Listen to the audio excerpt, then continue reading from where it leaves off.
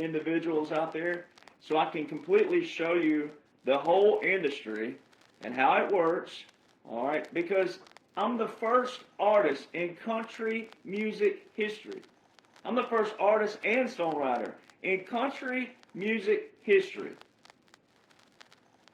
to tell how the whole system works that no one even knew about before. In the fan zone, in the songwriters, and the young artists out there, all the aspiring, as they call them. You know, they don't even call them that anymore. They all think they're singer-songwriters, and they all have the most disrespect, utmost disrespect for all the people who have hits. All right? You know, people say all the time, you know, how are you the one and only? Well, I just am.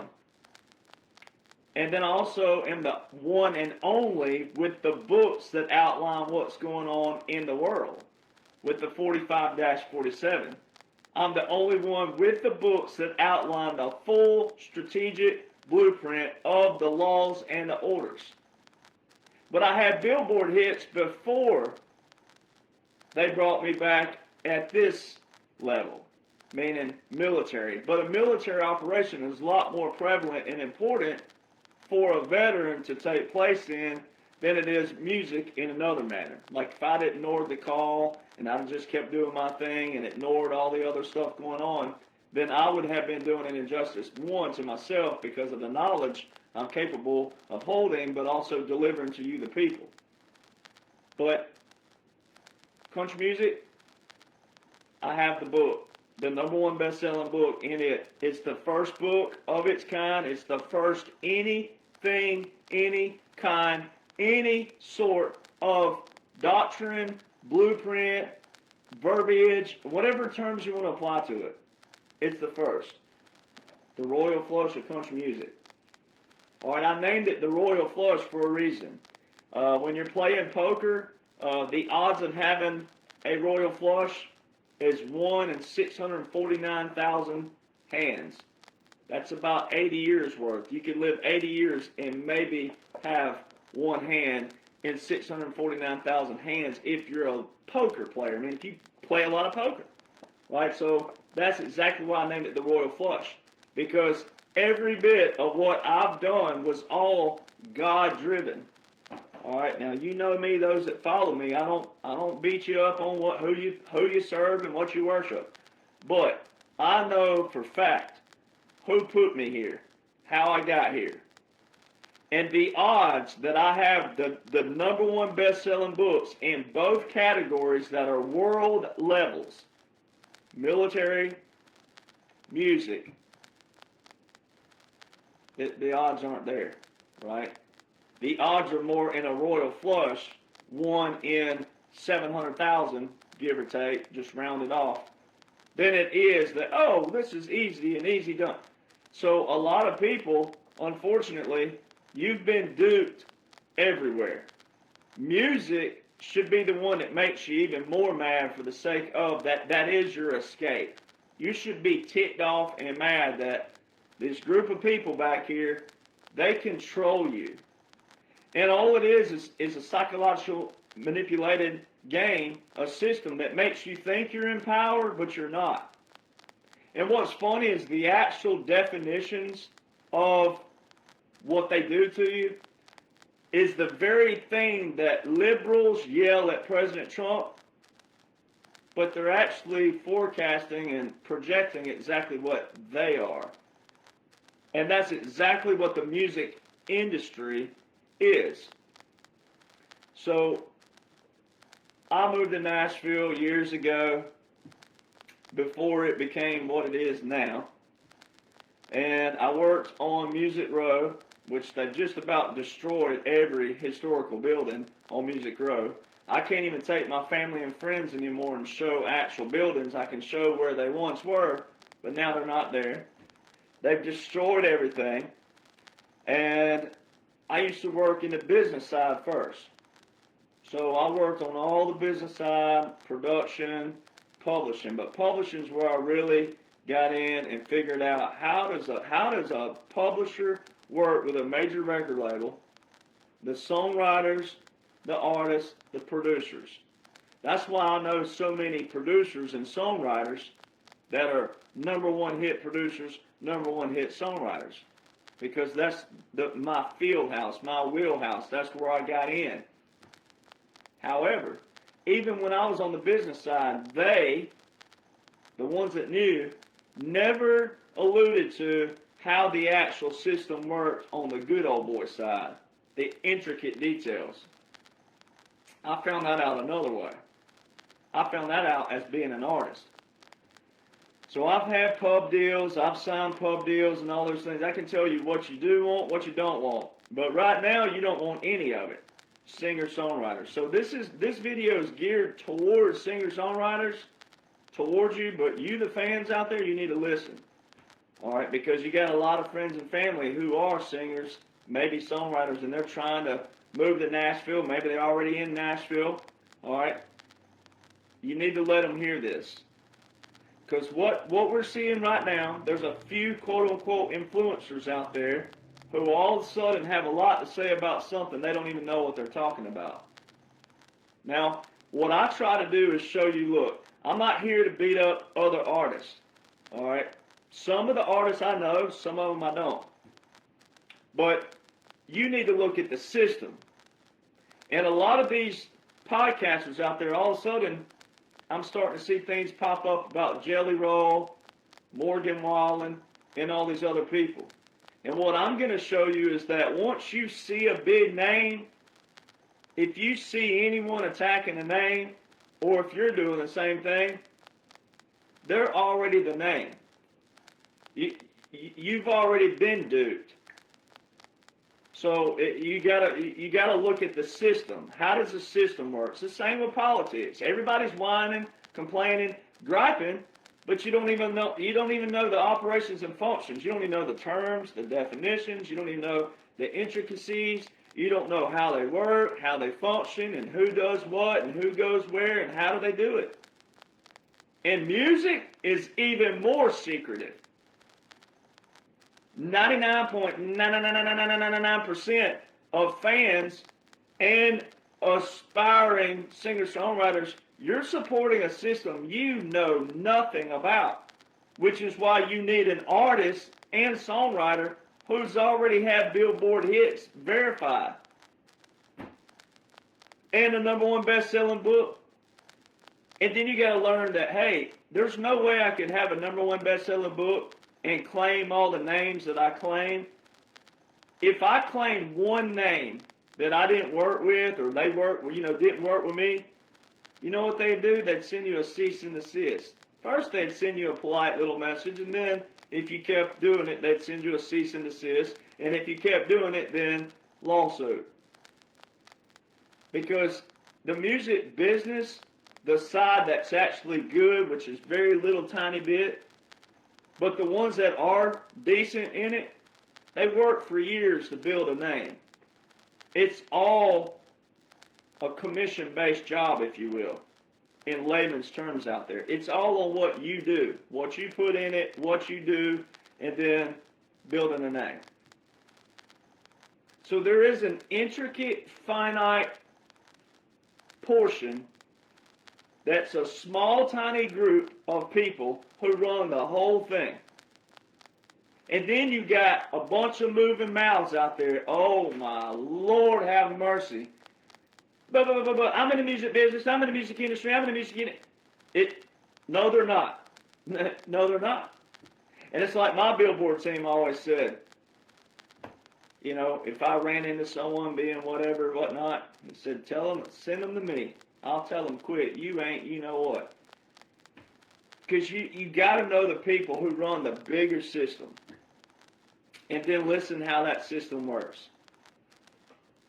So there's too many people out there trying to be a name and a face as an influencer. And they're bashing and trashing all because they want their algorithms to run up. And it's all for themselves. It's not because of the system. If they knew anything about the system, you want to make a difference in the world, you go after a system. You don't go after an artist. You go after a system. But see, someone going after artists proves that they know nothing about the system. The system is what accepts these low IQ incompetent artists and signs them. Go after the system. You got a problem with the artist? Go after the system. So when I show artists as a highlight, I'm not going after the artist. I'm showing you how the system controls them. It's a very thin line there, but there's a big difference in going after the artist versus going after the system, then using the artist's name to show you how they're controlled by the system and what the system is doing and how the system works. And then you should go, holy crap, it's not the artist, it's the system. And then you have the what? You're the consumer. So that means you, the consumer, gets to do what? Unfollow. Do not support. Don't stream. Don't download. Pretty simple stuff. It's funny how the internet works. You control the internet. You. So as always, I have my written where I can stay on track here. So we're just going to have fun with it. So these days, what's happened is social media has overtaken everything. Social media is good when it's good, but boy, when it's bad, it's ugly. And so what happens is you have a bunch of people who think they are something and they ain't. And they claim to be something they're not. But then it goes by popularity. If someone gets popular, then all of a sudden people will listen to them just because they're popular or they're the fad, and they may be 100% wrong about whatever it is. And I can tell you right now, I'm the only artist and songwriter in country music history who has the blueprint. I'm the first to ever do this. So it's time-stamped. This book's been out since 2024. I told everybody in 2022, though, that I was going to be writing a book to show how country music works as well. So it's already time-stamped. The person who really should have done it, and God bless him, I don't know how you walk away from something you love so much, especially when you've had #1 hits, but Ricky Van Shelton, God bless you, man. I don't know how you walked away outside the fact that it would have been heavier scrutiny back then because country music fans were a lot more appreciative of music and of songwriters and actually knew who the songwriters are and were. But I don't know how you did it. But Ricky Van Shelton is a great example, ladies and gentlemen, of a guy who had massive, massive success, #1 hits, and then all of a sudden, label drops him. See, to the fan out there, what ended up starting that, what started happening around 2000, 2005, and that era when the internet kept getting bigger and bigger and bigger, it became more competitional. And fans out there got more verbally abusive in the realm of, making this a competition versus, hey, it's supposed to be music. Aren't you supposed to love music? Why are you trashing artists? Why are you saying anything bad? You don't even know how the song becomes a hit. If you knew how the song became a hit, you wouldn't support the system. And if you didn't support the system, then the system all of a sudden have to do what? Holy crap, the fans are onto us, and we're giving them trash music, all right, that is not quality. So then you do what? They would have to do what? Pivot to come back to you, the consumer. But you don't do that. What you did, you contribute to the comment boxes, and you blow up all the wrong people, and you just keep blowing up the comment boxes. And you keep doing what? Streaming and downloading the ones you do like versus going, now how did this artist come out of nowhere? What is that system? What is that process? You, the fans out there, you never question that. Then you get mad when someone like Taylor Swift or someone says something you don't agree with. Oh, you got something to say then. But if you knew how the system worked, and if you demanded people in that system to be more quality, more competent, more high IQ on their selection basis and their selection on talent and authenticity versus all this finicky bullcrap that they give you, but especially they give your children, God bless America, what they've been giving your children lately, you're the fault. You're the blame. It's still you, the consumer. It's still you, the person. So it became more competition based. And it became more, oh, this sucks and this ain't this and this is this. Has nothing to do with music whatsoever. Because 99.999% of you can't even write one word in a song. You couldn't even write a melody. What you would end up doing is overriding on a melody that's already there. And you get your rear end sewed off. So see, fans don't appreciate the creative process anymore. You just expect it. You expect it to be there. You expect that.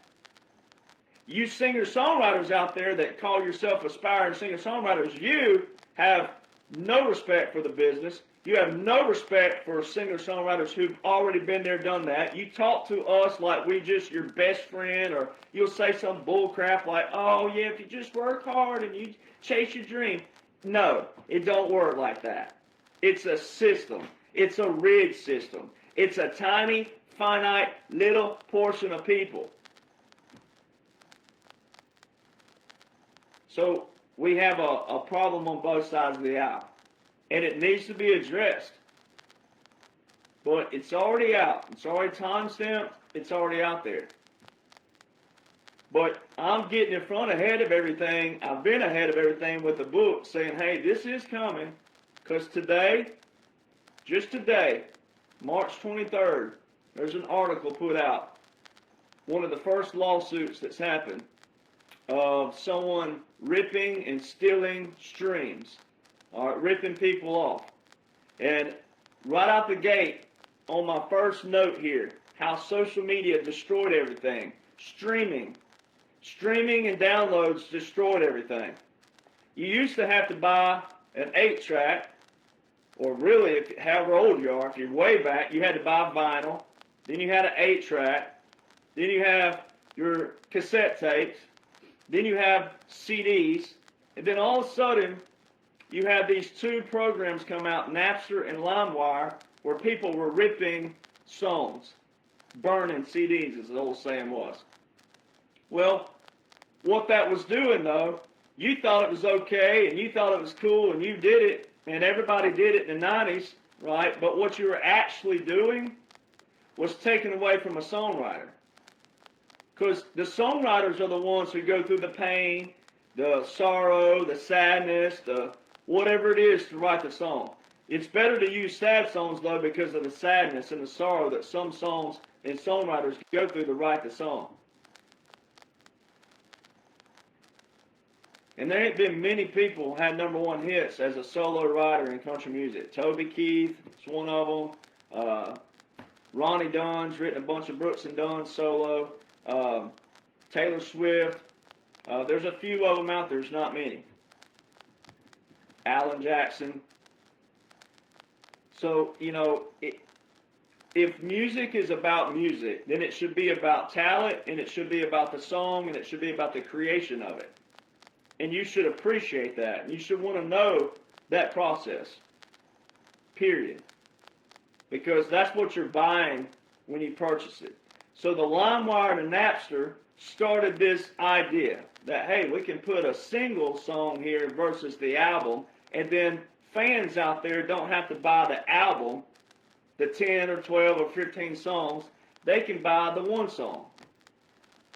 And let me tell you, two people that majority of Republicans, conservatives, patriots, MAGA, trash, Taylor Swift and Garth Brooks, those two people that you trash, those are the only two people who stood up to Apple during the time period when they were trying to do the single download. They stood up for every songwriter out there because they are songwriters themselves.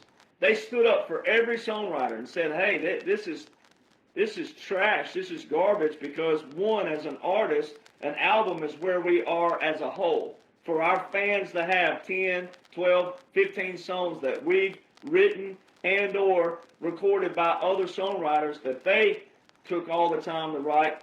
And Garth Brooks always highlighted songwriters. He's on radio shows when radio shows were cool to talk about songwriters. And he would talk about how, oh man, this song here, this line here is just classic so-and-so. And he'd highlight the writer.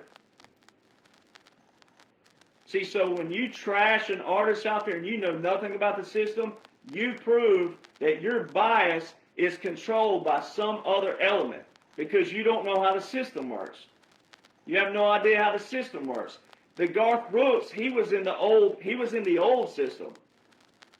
The Billboard changed in 1990. Then it changed again in 2012. The 2012 one was the worst one. That was the worst turn. And I'll break that down. We'll get to that in a minute, how radio works.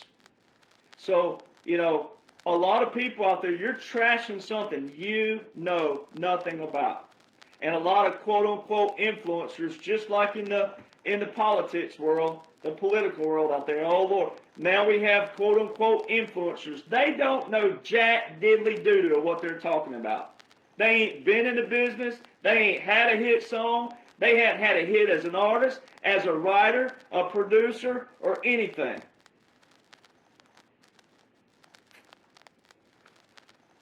So it's like President Trump does say, though. Everything has to go to shh before it can get better. It just seems like everything's just going to have to hit the fan and go to pot before some of you will open your thick skulls out there and listen to someone who's been there, done that. And really, I'm not even a whistleblower. I'm what they call an iconoclast. I went in the system independently, beat the system really bad, and came out of the system without being compromised by the same system. I didn't go running back into the labels going, hey, I got fans now, I got followers now, hey. I didn't do that. I told the last major record label I was ever in, October 2020, a meeting. I said, so help me God, if I blow up somehow, some way on social media, I will let them know how this works. And guess how that's going? A lot of you out there, guess what you're doing? You're just not appreciative. You all demand change, but you're not willing to be a part of it. And it's the same thing with the singer-songwriters out there. You have no respect whatsoever for people who have already been there, done that. When I first moved to Nashville, my very first friend right out the gate was a staff songwriter for George Strait. And I already knew etiquette and protocol right out the gate. And they can tell when you're just blowing smoke up their dress, as the saying is, if you're really their friend or whatever, if you're nervous around them or you're just trying to be their friends and get in the in crowd. So they can tell. I can tell. I already know. Because I've been there, done that. I already had it. Got the hits, got the prize, you name it. So, again, you got to know etiquette and protocol, you young singer-songwriters out there. You think because you're on the internet, you have access to an app or a post and everything now that you got the best graphics and everything like that, and your songs sound like garbage. Hot garbage and stale Cheetos. And you're not tested. None of your songs have ever been through the ringer. Guys like me, long before I had hits, guess what happened? I got beat up all kinds of ways to Tulsa and back. When I'd write something and it sounded like hot garbage and Cheetos, guess what someone did? Hey, this is hot garbage. You can do better than this. Do better than that. If this is how you write a song, you need to get the heck out of this town. So many of you, you've never been tested. You've never put your songs through the ringer. But then what happens is when a person has Billboard hits or hits, period, on that level, which Billboard's the only way you can have a hit song that's credible outside of the Texas regional, Texas country regional. Outside of that, all the other charts mean nothing. Sorry, but not sorry. That's the facts. That's just the truth. You want a major record deal? You want a major pub deal, singer-songwriters? The only chart they go to? Billboard. So you want to listen to a artist and songwriter who's had what? Billboard hits. And I produce all my music. So, you know, I have all the same formula, tools, etc. So you young artists out there and songwriters, you are burning your first impression by all of the trash and the garbage and everything. So we're going to get to that. So first and foremost, major record labels, publishers, and Billboard. I'm going to tell you how they work, straight out the gate. All a major record label is basically like a bank. You go to a bank, you get a loan. Now what they do, though, is they'll take about 90% of your profit right out the gate. If you're willing to sign up, I just want to be famous. Oh, gosh, I want to be. The more you're controllable, the more they'll take you. All right, so if you're good looking, if you're a guy, if you're handsome, good looking, all these other things, or female, you're charming, good looking, and you're just this, and this, and I'll do anything. If you're willing to give up that kind of market share, they'll take you. It's real simple. Because you're not writing your songs. 99.9% of these artists that are signed on major record labels, they're not writing their songs. The ones they show in the rooms with hits, if you go to discographies, go look at the discography. Look at all the names that they're in the room with. They're all seasoned, signed, published hit songwriters. So what's happening, the major record labels are losing their rear ends because of Spotify and streaming platforms. So now they're having to put their artists in the rooms because that's where the money is. That's a residual, as they call it. It's a royalty. So this is like the Shark Tank for the actual intricacy of the music industry.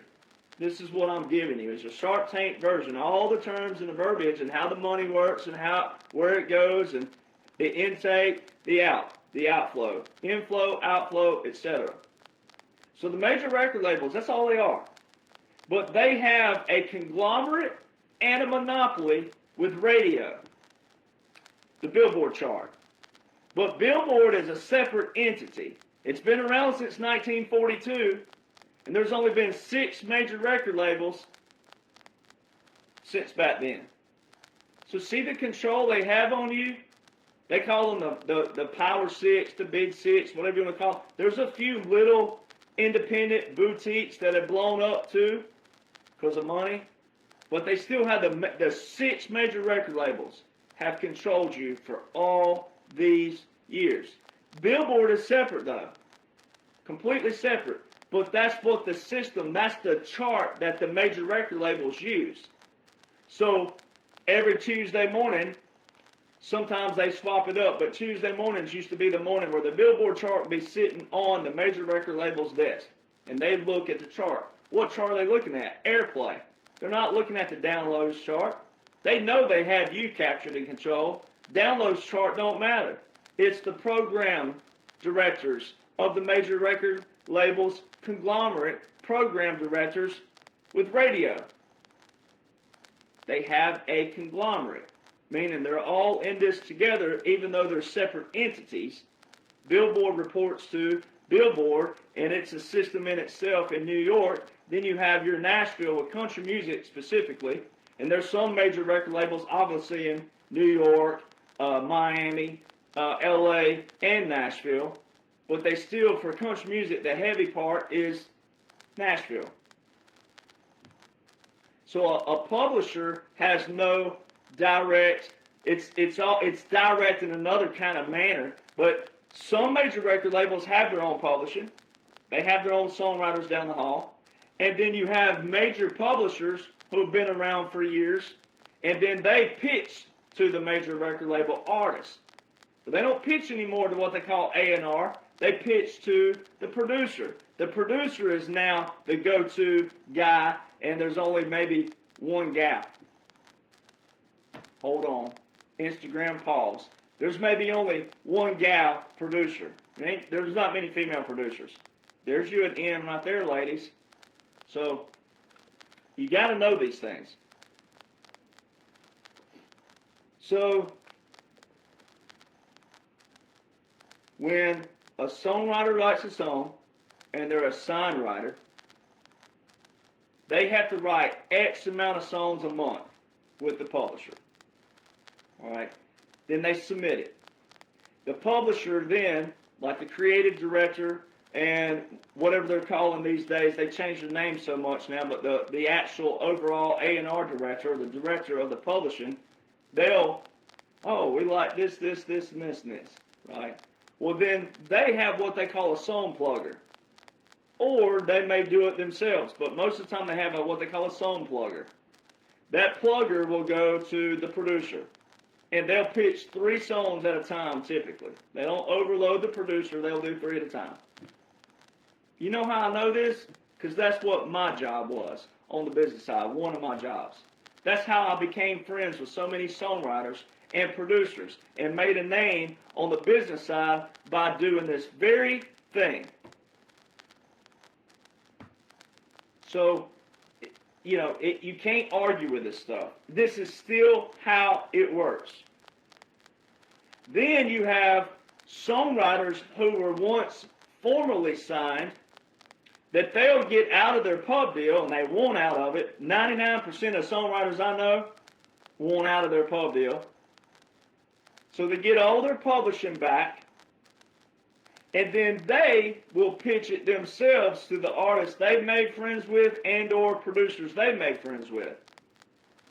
And then a lot of them will get what they call a cut, which is a song recorded that way. So there's 2 ways to do that. You, though, have to have a relationship with either the producer or the artist at this point where we are now. But more specifically, the producer. Because the producer has that creative control over what's going to take place in the studio. And that he knows what's going to play on radio if you're gearing towards radio. So kind of like me, I'm about to record my brand new album on May the 4th. And my Billboard guy was like, man, the songs you're writing right now, they're not that good. You know what he meant? For radio. Because I'm like, you know what? I don't give a you know what about radio anymore. I'm not going to go play this stupid game and system.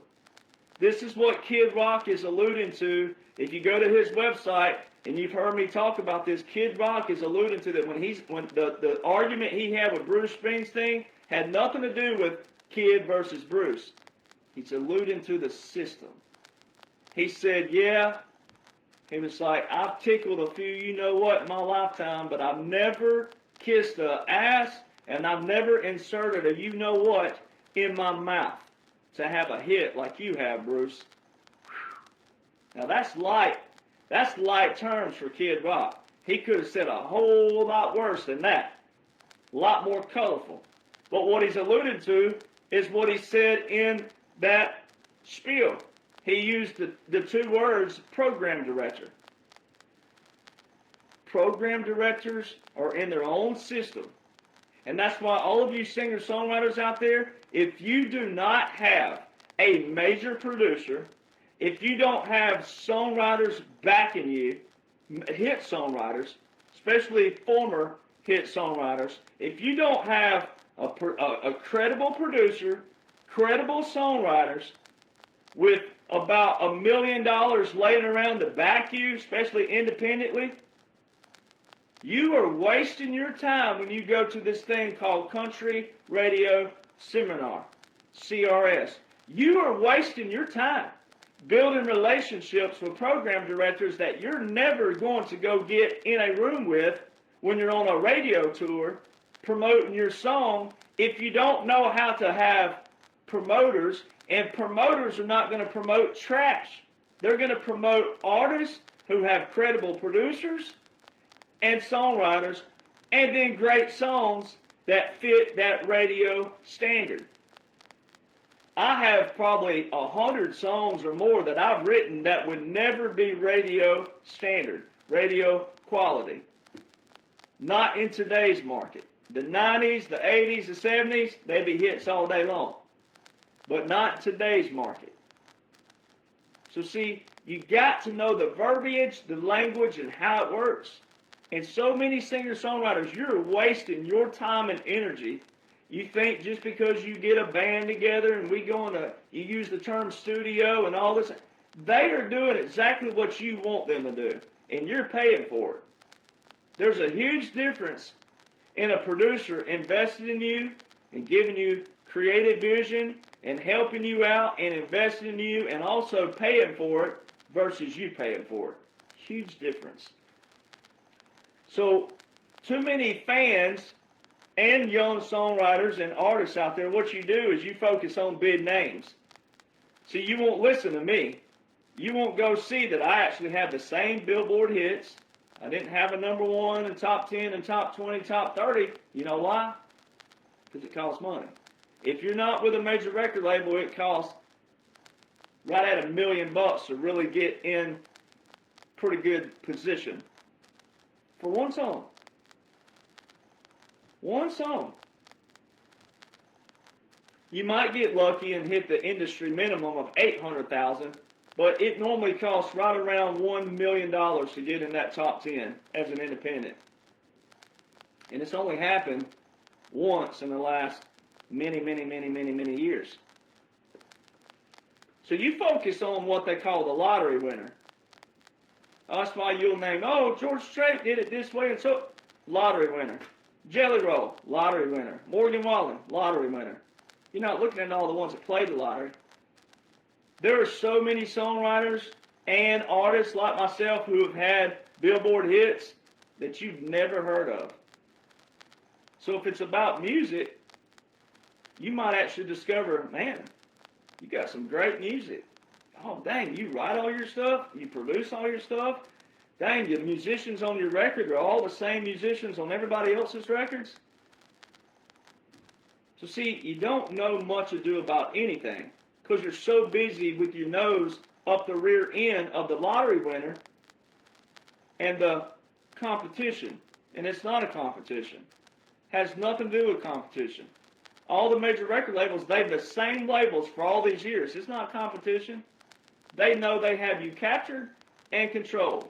They know you're out there taking up for all the artists and getting mad at someone for calling out an artist if it's something to call them out on. They know you're out there running up the algorithms. You're all captured and controlled because you know nothing about the system.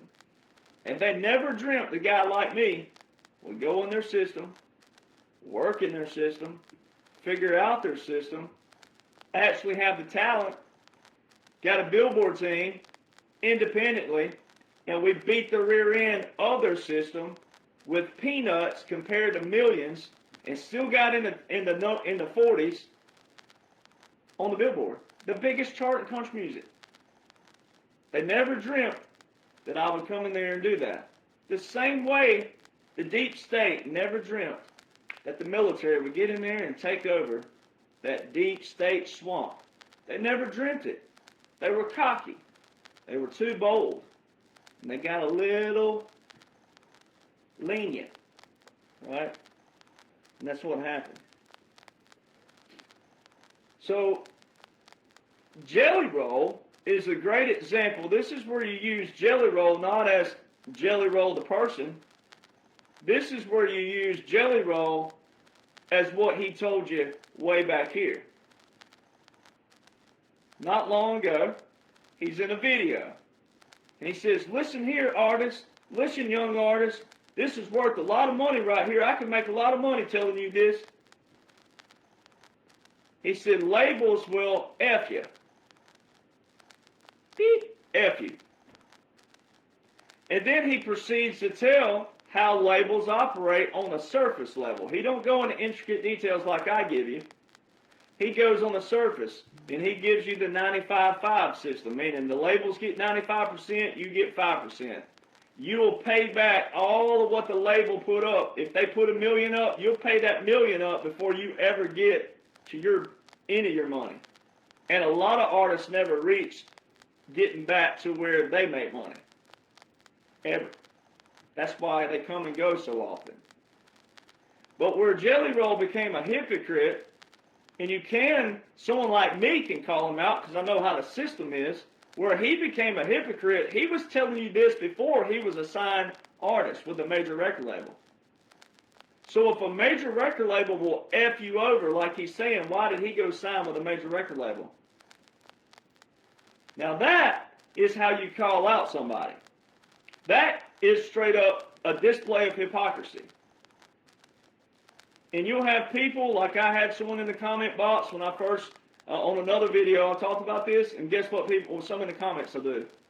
Well, he's still warning young artists.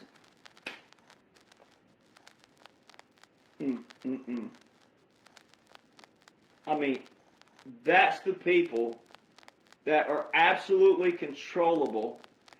And the same person is the one who wants a system cleaned out, but you cannot even hear simple logic of a hypocrite. And you wonder what is wrong with the world. Labels want personalities who are controllable. And let me give you an example. Most of these artists, if you see them in the airport, they're going to give you, if they even stop, they're going to give you just a little window. They may take a selfie and they'll do things, but majority of them won't. Majority of them you never see in an airport. Majority of them are flying first class anyways. All right? So you never see these people in public, hardly ever.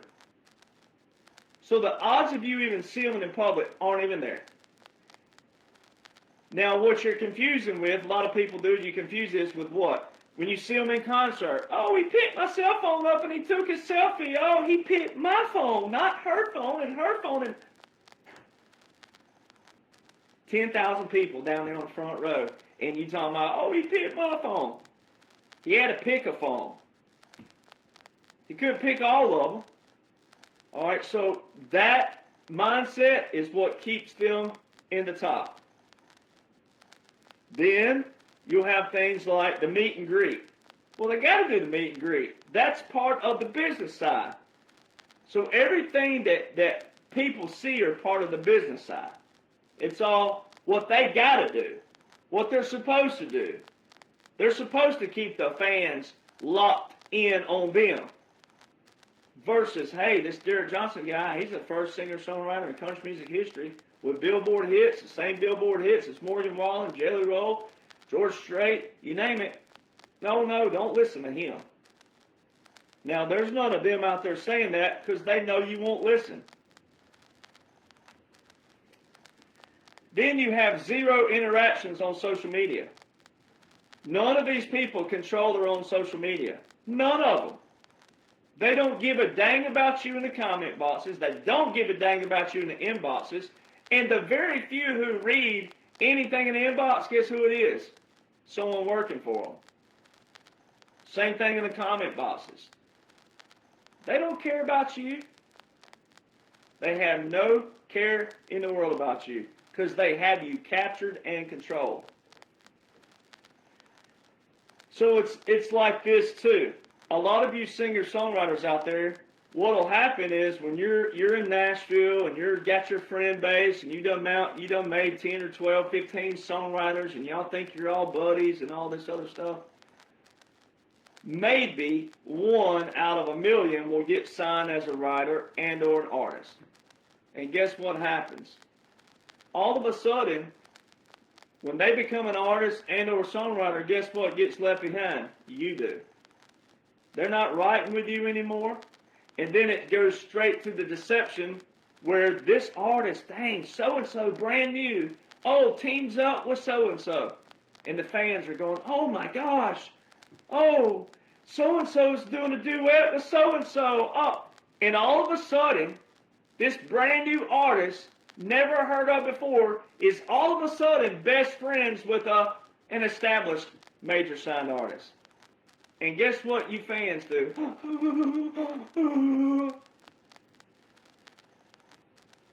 You're captured and you're controlled. You also know what that is? That's all kinds of terms like facetious. I mean, it's fake. You support fake bullcrap because you love drama. You have nothing better to do in your life. You don't love creativeness. You don't love quality. You don't love authenticity. You don't love talent. You just keep getting hook, line, and sinkered and bamboozled to a system you know nothing about. You young singer-songwriters out there, what are you doing? You're covering everything they're doing. You're not trying to work on your craft, which most of you, God love you, need a lot of help. You're not trying to work on your craft. You don't even have a craft. You don't even know a formula because you've never been through any kind of ridicule, any kind of hardship, any kind of what all of us went through. That's why you look atrocious. And then you also don't want to listen to someone because, oh, it's not a big name. Oh, well, you don't have a #1 hit. If you'd shut up and listen how the system works, you'd realize that, hey, only the major record label artists are the ones with the #1 hits. There's only been one artist that did the independent route and got lucky, but he already had some team members back over here who are big name people. And once you learn that, then you will maybe be a contributory role to, hey, let's take this thing down. You know how we take it down? Unfollow all these people. When the major record labels don't have certain artists or songwriters, then they'll have to go looking for them. And that's when we can overtake it. But it ain't going to happen. Let's just be honest. It won't happen because fans out there, you love being bamboozled. You hypocrites. So, if you know what you're supposed to know, though, as a singer-songwriter, the ones of you who are chasing a dream, you wouldn't look so atrocious out there. If you realize how big it is for a guy like me, independent, no major record label, which is independent, to go in the system with peanuts compared to millions, get in the 40s on the Billboard, you would listen. Because it don't cost you a dime. And what we've encountered, my team has actually tried to contact all kinds of artists, male and female artists out there, saying, hey, look, full production. I'll produce it, I'll write it and produce it. I'll put the same quality musicians on it, and then guess who will pay for it? Not you. Same quality, same songwriters. I'll bring in all the #1 hit songwriters that I write with. It'll be a full-fledged master session production. 8, 10, 12 songs. All with your name on it. And guess what happens? I'll get an email of a 72-year-old grandma who still thinks she's Dolly Parton. Oh, I'll listen to you. Oh, I want to sing. But you young ones out there, 25 years old, 30 years old, where you've lived a little life and you'd be perfect for a great product and you might have a chance to get an investor to come in behind you, put you on the Texas country chart. Depending on where you live, there's criteria for that. But also there could be a chance to get you on Billboard. And what do? You don't listen. You don't take it serious. You don't even know how to write back to a team member. You don't even know how to be etiquette and protocol. You blow opportunities because you're chasing a dream, trying to be in an industry you know nothing about.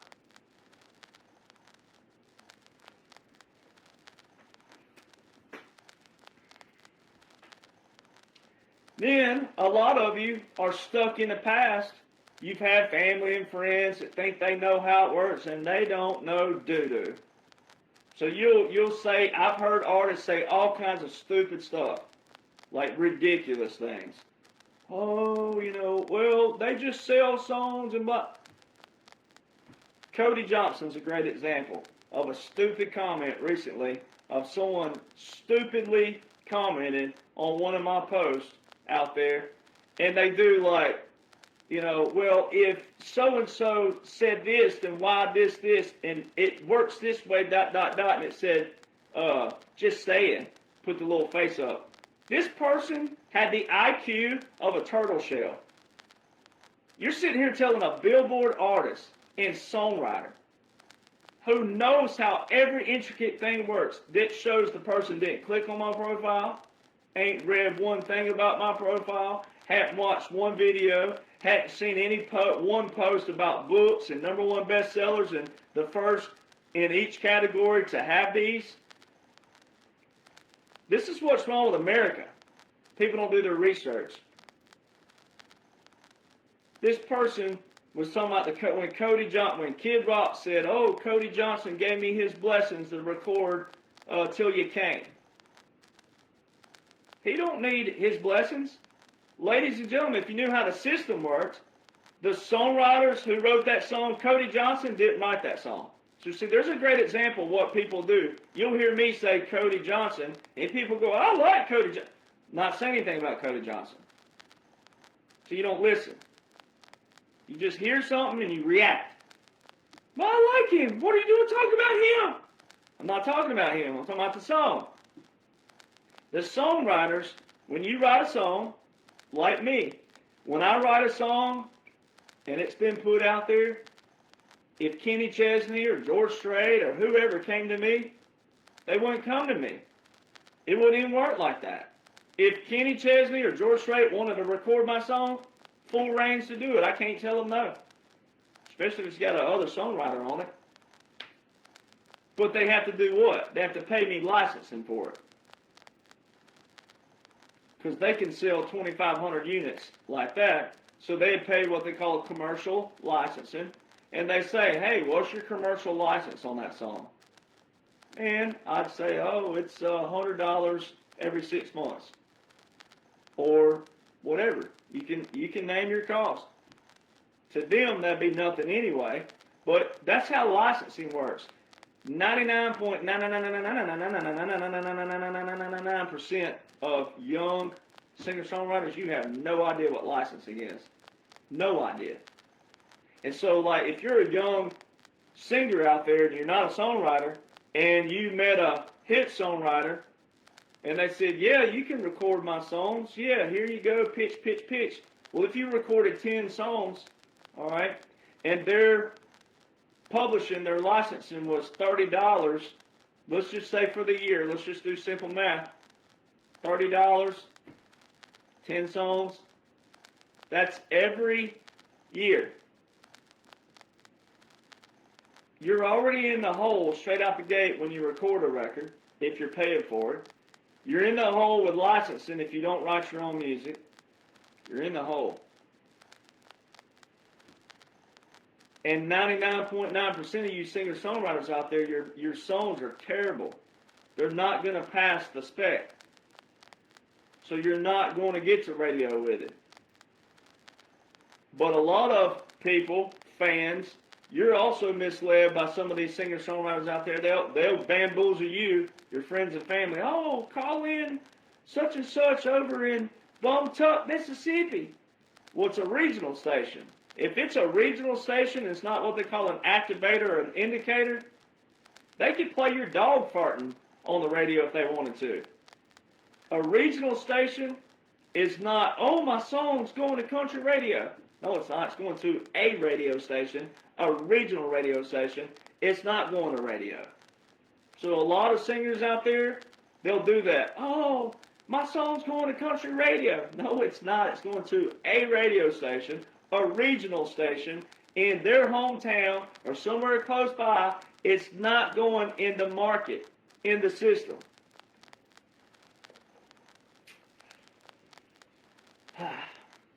So all these influencers out there, and let me go ahead and tell you something right now, you're not the first. You're regurgitating if you're doing anything.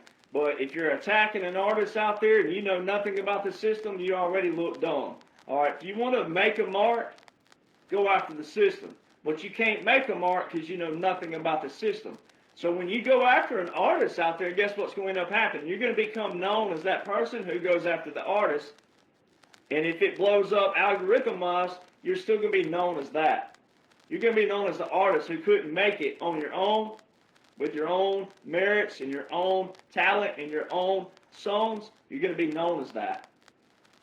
And that's a hard road to hold, because the popularity will wear out sooner or later. So my whole thing is, for the singer-songwriters out there, how in the heck do you call yourself chasing the dream? How you call yourself a singer-songwriter if you don't know what Billboard is and how big it is and the implications of that? If you have the opportunity to talk to a #1 hit songwriter all the way to a top 60, which I fall in that category, if you get the opportunity to talk to any songwriter or an artist who's had Billboard hits, that's what you're chasing. If you're moving to Nashville or want to move to Nashville and you're trying to get a major record deal or pub deal, if whatever your dream is, if you talk to a Billboard artist like they're some schmuck who just walked up off the street, you're already hurting yourself before you ever get to Nashville. Because Nashville is all about the people in that finite, intricate system, even if it was a good system. Even if it did have good executives and good, well, let's say, competent, high IQ executives who picked on talent and picked on authenticity. They don't, but let's just say that. You still don't know the etiquette and protocol. And that's a very key thing. And you may be blowing so many opportunities by not knowing what you're already supposed to know. If you're chasing a dream, don't you think you ought to know that, wait, gosh, Nashville's just a city. It's a big city. Man, when I get there, what building do I go to and where is it? You can't find them now. They're tearing all the buildings down. And then if you do find out where a publisher is, guess what you're going to do? There's a little ring doorbell. You hit that little doorbell. Hey, I'm a young singer-songwriter, and I just moved here. They're going to be like, do you have an appointment? No, I just thought. You thought wrong. They're going to be like, make an appointment. You're going to be like, well, I don't have your number. I don't have your email. Oh! Guess what's going to happen? You go home and you try to Google what that publisher, major publisher, you're going to try to Google, guess what you ain't going to find? You ain't going to know how to find their emails because they're not made public. It's a finite, secret system. I have all the emails. What's funny, matter of fact, I have a buddy, been in the industry longer than I've been breathing. All right? All of a sudden, George Strait changes his producer up. Guess what? I just happen to know the engineer that became the producer. Guess who was all of a sudden texting me, emailing me, hey, can you give me George Strait's new producer's contact information? I'm like, no. Why would I give it to you? I did give it to my buddy, him. But other than that, so see, it's relationship based, but it's an industry. And it's all about the names. And it's about etiquette and protocol and who are they. And there's so many more names you've never heard of than there are the ones you've heard of that actually do more than the ones you've heard of.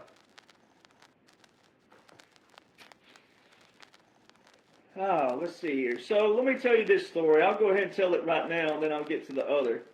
But I've been in Nashville about maybe 10 days. And I had a meeting. And I love telling this because this is what vulnerability is about. See, if you don't have a story like mine, then you ain't going to make it. All right? I was in Nashville like 10 days. It was cold. It was snowy. I'm going down Music Row. I park. And it started like light snow. And I'm all rhinestoned up. I look like I walked right out of a hee-haw from back in the 70s. Right? I was all rhinestoned up. Boy, I thought I was something. I had a meeting with a Hall of Fame songwriter. I had no business being in his office whatsoever.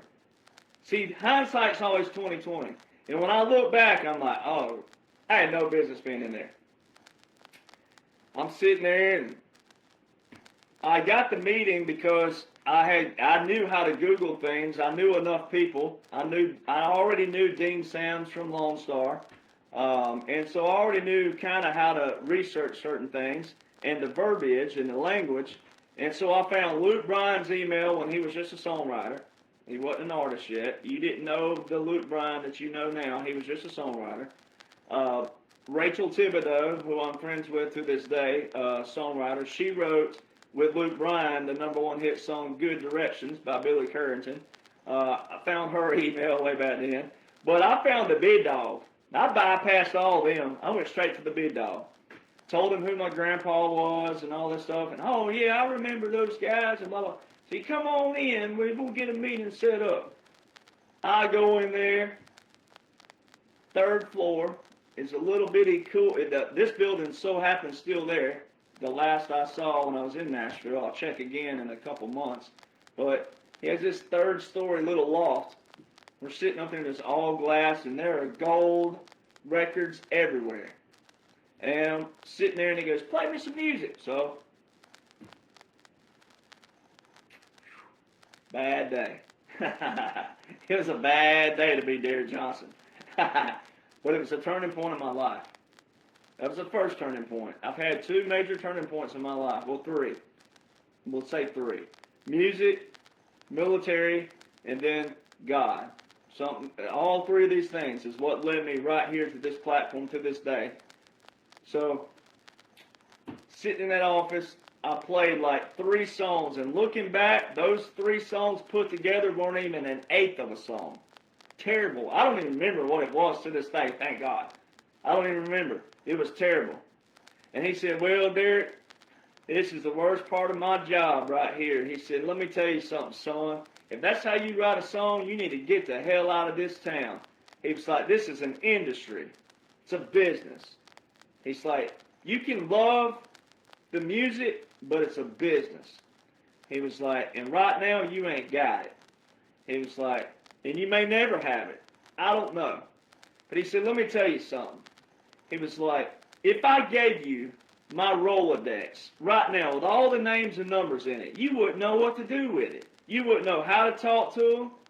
You would call them. And if you did find your way in the office like you found your way in mine, guess what's going to happen? You're going to be escorted right on out the same way that's going to happen today. I mean, you want to talk, that right there, I already wanted to melt into the floor. And then he said, let me tell you something, Derek. He was like, I remember your grandfather, and I remember all those old-time crooners. I remember those days. He's like, I remember them very well. He said, let me tell you something. Country music. He was like, it's a business, but it's also a business of writing about a life that you've lived, not a life you've never lived. He said, I can look you up and down. I know everything about you. You go to church on Wednesday nights, Sundays. I know you. We grew up in the same neck of the woods. I know exactly who you are. You've never had a drop of alcohol. You've never had a broken heart. He just picked me apart. You know what? He was 100% accurate. Now, that didn't mean to go out there and drink alcohol and be an old sot and sit in a bar and, go meet a girl and break up with her just to have a broken heart. It didn't mean to do that. He said, let me tell you something. He said, let me ask you a question. He said, what do the horses in the cities have blinders on the side of their eyes for? I said, well, to keep them from distractions on the side. Focus on what's in front of them. He said, exactly. Why don't you try writing about something you know about first? See if that works for you. He's like, you'll have a free reign. I'll give you a free reign to come back in this office anytime you want if you're prepared to get your rear end chewed out again. But, he's like, if somehow you find out the secret sauce, you just might find out you're on the other side of it. And then he turned around and gave me the best advice I've ever heard in my life.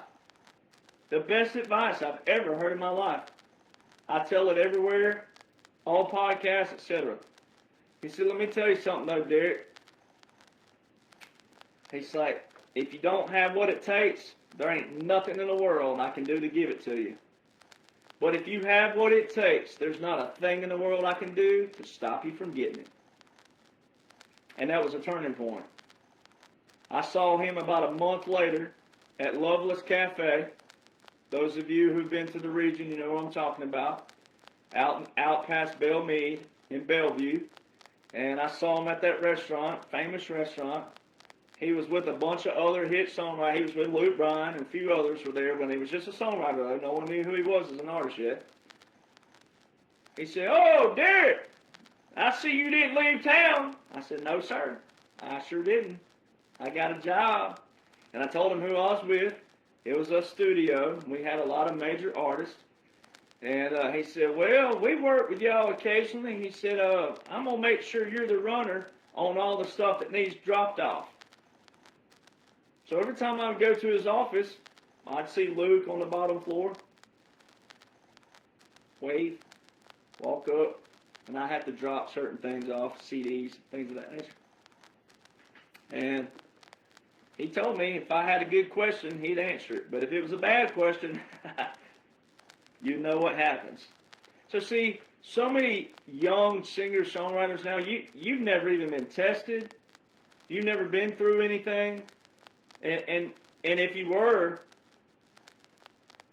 chewed up like that and spit out, you wouldn't know what to do with it. You'd go crying. You'd say, oh, he's mansplaining, he's male chauvinist, and he's this, and he's that. You'd be a wimp about it. You don't even know about constructive criticism. You want to be your best. You want to be the best you can be with anything. So to be the best, you got to beat the best. And to beat the best, you got to be the best. I don't know, maybe you should listen to Chris Ledoux every now and then about what it is about being the best. So there's only two ways to have a hit in country music. One is the obvious, major record labels. The other is the way that I did it. Only a few tiny handful of people who are studying what they're supposed to be studying in Nashville know that there's an alternative way. But most don't even know who to meet, how to meet those people, and then also how to go get an investor. And then you got to have one. So here's the thing. You got to know who they are, how they operate, the etiquette, the protocol to approach them, to get a meeting with them. But you don't want a meeting with them until you have what? An investor, a quality product produced by someone who's had hits, either as an artist, songwriter, or producer. If you're working with some schmuck who's never had a hit, they don't know how it works. Sorry. Just the way it is. So my way is a secret way per se, but that's how it operates. And so that's what makes me different than anybody else out there. I'm not the first independent artist to hit the Billboard. I know plenty of them out there I can name, but I'm the first to beat them really badly independently with the money that we use. And the way I know that is because I know all these other independent artists and I know what they spent to get there.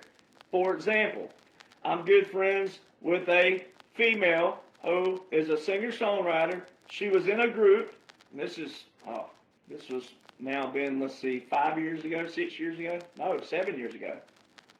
So I had recorded one of her songs before when she was a published writer. So then she's over here on the Billboard. They're in what they call the batter's box. They're not on the chart yet, but they were in the batter's box. And I went flying by them right on into the chart. And she's texting me going, how in the heck are you on the Billboard chart? We've been sitting right here all this time. What in the heck are you doing? Who are you using? Who's your team? Now, I made a joke back. I'm like, well, to be the best, you got to beat the best. But to beat the best, you got to be the best. And she goes, shut up, shut the crap, And so, guess what? Her team spent $575,000 to get to number 68, and they fell off the chart. And that's not even charting. Number 60 is where you get on the chart. That's when you say, Mom, I'm on the Billboard chart. My dream coming. But guess what? Guess who don't appreciate Billboard chart anymore unless it's a number one hit? You, the fan. You, the singer. You, the songwriter, who's never had a hit. It's a big deal to get on the Billboard. The first week I was on the Billboard talking about when she was doing that. So that's $500. That's like rolling the window down, throwing $500,000 out the window. They're never going to get it back. You don't recoup any of that money. Streaming don't do it. How can they recoup it when you've never heard of them? So see, if you'd appreciate the system, you'd appreciate what I've done to deliver to you what no one's ever told before. So that week, I'm first on the Billboard. That same week, I had a writing. I was going to write with a buddy, James Otto. You've heard of James. He's had a #1 hit as an artist and a #1 hit as a songwriter. Most of you, ironically, you don't know he wrote the song, but you know his #1 more that he wrote on than you would his song he had as an artist. 2 #1 hits, but he was a co-writer on the song Should Have Seen It in Color, Jamie Johnson. He wrote that with Jamie Johnson and Doug Johnson. All right. So we're sitting there writing, and he goes, man, what's up? How you been? He's a Navy veteran. All right. So we're sitting there catching up, and he goes, man, what's up? How's it going? What's going on? You know, we're sitting there chilling.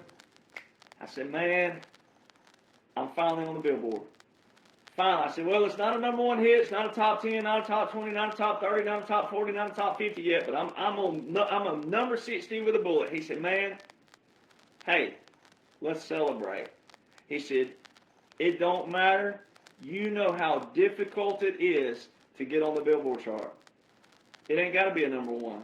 But see, that's artist talk and songwriter talk in the system that so many people are chasing, and so many of you fans think you know and don't have a clue how it works and operates. And you should want to know, and you should want to take control and take action, but you won't. You won't do it. You won't listen to the people who actually know.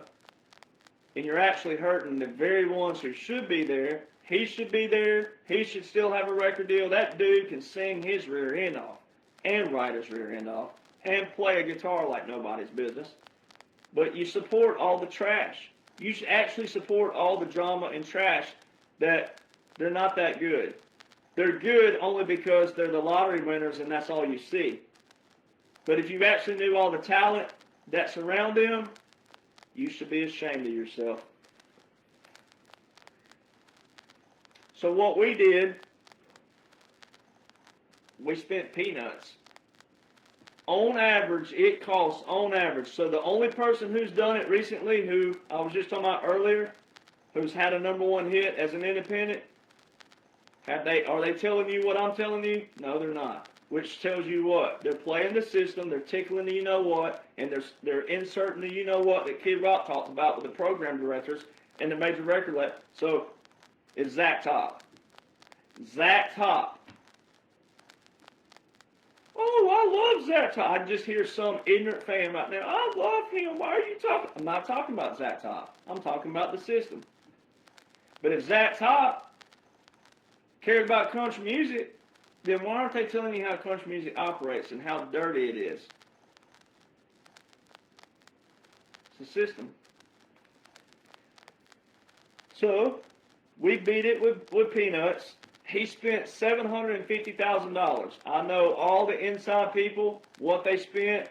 That's the industry standard. $800,000 is normally it, but the $50,000 of that off of the $750,000 is the radio tour. So $750,000 is normally the lowest it would take to get a boutique, independent promoters, if you know who they are, and go around the major record labels. It's a minimum of $750,000. Most don't do that, but because he already had hit songwriters on his team that had already had hits, obviously, they knew how to do it. So, Morgan Wallen. Let's talk about Morgan Wallen.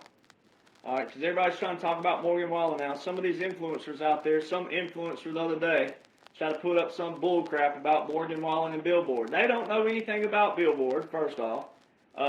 They saying out there they're giving you a truth. You can't have truth if you don't know how the system works.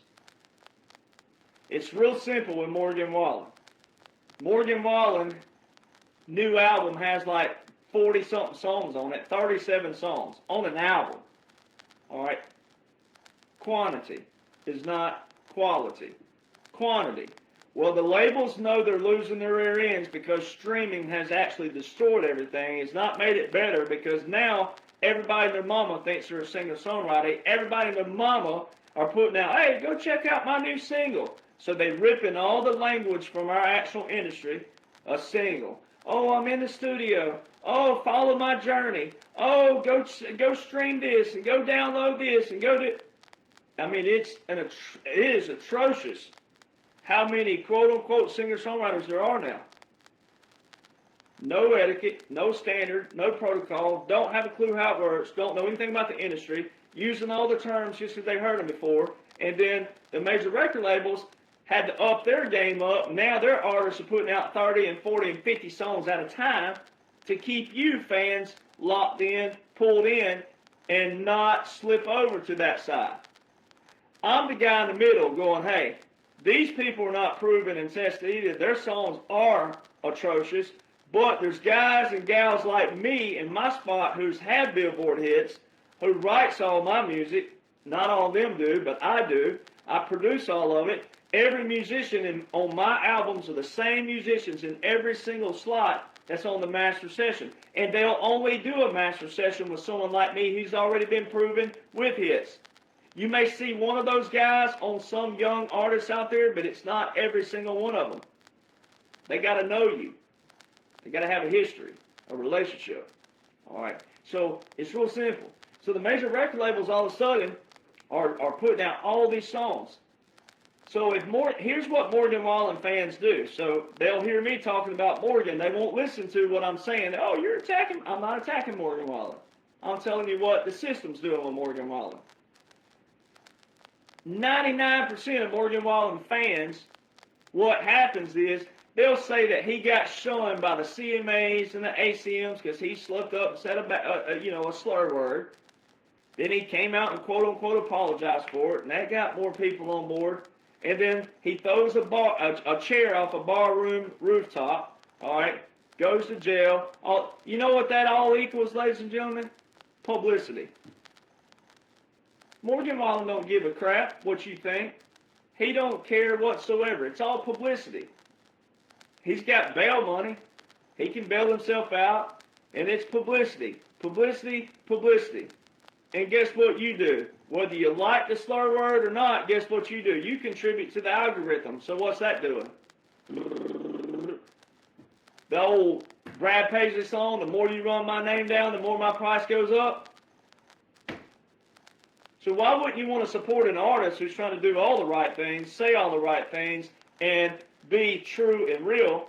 You're actually supporting all the bull crap that you actually think and claim that you're against. No, you're not. You support it. Because if Morgan Wallen cared about the system, if the system was screwing over Morgan Wallen, guess what Morgan Wallen has the leverage of? Oh, he sold out these arenas when you said he was an independent. He wasn't independent. He never lost his record deal. CMAs and ACMs are organizations. Are they tied into country music? Yes, because it's a country music association and the Academy of Country Music, but they're still separate organizations. They're organizations. They have nothing to do with a song becoming a hit. They have nothing to do with a major record label and a song being recorded, written, published, go on the radio. Nothing to do with that. The CMAs and ACMs, there's not a thing in the world they can do to stop a label and Billboard from a song becoming a hit. So what did Morgan Wallen have all this time? Billboard hits. Guess what that means? Still in the system. That's the actual real system. It's not a good system, but that's the real system. CMAs, ACMs, who cares? He's playing, singing, touring, arenas packed. Who cares about a little award? See, it shows you fans out there, you're captured in control. You don't listen to what's going on. You're still captured in control. He's still in the major system. Priscilla Block, here's another one. Great example. I've told this story before. Priscilla Block, she's playing a songwriter round one night. Me and my entertainment attorney were sitting there, and it was an all-female round. All the other three females, when they walked off the stage, they were pretty and prized. Everybody wanted to talk to them. Nobody wanted to talk to Priscilla because she was a little bit stockier, a little bit hefty, a little overweight, right? Whatever, pleasantly plump. She's happy with her weight, so My entertainment attorney liked her, talked to her, got her number and everything. 3 weeks later, she blows up on TikTok. Bam! Gets a record deal. Universal. Boom! Just like that. The song blew up on TikTok, and then what happened? The TikTokers went over and found it on Apple and iTunes, and then they started downloading it. Okay, well, if the downloads chart and the iTunes chart is the main chart in country music, and if radio doesn't matter, like 99% of fans will say, then why did Universal put out an article in all your mainstream magazines for music, which none of you know about? None of you have a clue. You couldn't even name one. If I gave you $1 million, some of you wouldn't be able to name it. All right, any one industry insider magazine. What did they put out? Oh, should we take the song to radio? If radio doesn't matter, if you don't listen to radio anymore, why's the label taking it to radio? Oh, because that's where their money is. That's where their system is. That's where the stages are. That's where the sponsors are of those stages. Oh, yeah, all that beer you drink out there. You're paying $20, $25 for a little bitty cup. Guess where that extra's going? It don't cost much for that cup, and it don't cost much for that beer. Guess where the extra's going? Everybody who paid for it. Everybody gets a cut. See, it proves people, you don't know what you support. Zach Top, let's get back to Zach Top. Zach Top has a team back here independently. $750,000 goes straight up the billboard. Because he's out there circle jerking. Sorry for the grotesque example, but it's a circle jerk society. As Kid Rock says, it's all a circle jerk. And the more you circle, and the more you do the pulling and the tickling and the sucking, the higher you get to climb in it. Because it's a captured system. Major record labels, and or if you're independent like me, guess what you got to do? You got to go on a radio tour. I didn't go on an official tour. I stopped at 1, 2, 3, 4, 5, 6, 7. I did 7 stops with radio, billboard out there. Went in there with the got on live on, and talked to the audience out there, and 100,000, 200,000, 1 million listeners, just like that. But you got to have $50,000 minimum to do the full radio tour. Zach Top does this stuff. The more you kiss their rear end, the program director, the more they're going to spin you, the more they're going to play you. But you got to have money to play the game. So let me show you something. Mark Chestnut. See, this is not knocking Mark Chestnut himself. I still love Mark Chestnut's music. He's still part of the old guys. He's part of the old crew. All right. But Mark Chestnut made a bonehead comment not too long ago, which should show you, if you'll listen, he said what? He said, oh, Zach Top is what country music needs. Mark, why isn't your own son Casey, who's been trying to make it on the Texas circuit, why isn't your son Casey what country music needs? So see, Mark Chestnut, with his bonehead comment, actually proves more of the secret society and the money system and the rent system than anything outside of what I have to bring to the table. Because when your son is out on a small circuit, not the Nashville scene, he's on the Texas circuit, and he can't even make it on the Texas circuit that big, he's not blown up super big, I give him more publicity than he even gets. So why is it Mark Chestnut's son Casey what country music needs? Mark Chestnut, I'm going through the big D and don't mean Dallas. I can't believe what the judge had to tell us. I got the Jeep and she got the palace. I'm going through the big D and don't mean Dallas. We're talking about a big 90s artist. One phone call, Mark. Oh, Marky Mark. One phone call. You can't make a phone call for your own freaking son? So then you could go to principle. You could have someone out there, I'll play devil's advocate. Let's say someone's in the comment box saying, well, his son's trying to make it on his own and climb up on his own. Well, why didn't Zach Top do that? Zach Top didn't do that. Zach Top didn't play the Texas circuits. Zach Top didn't play any of the circuits.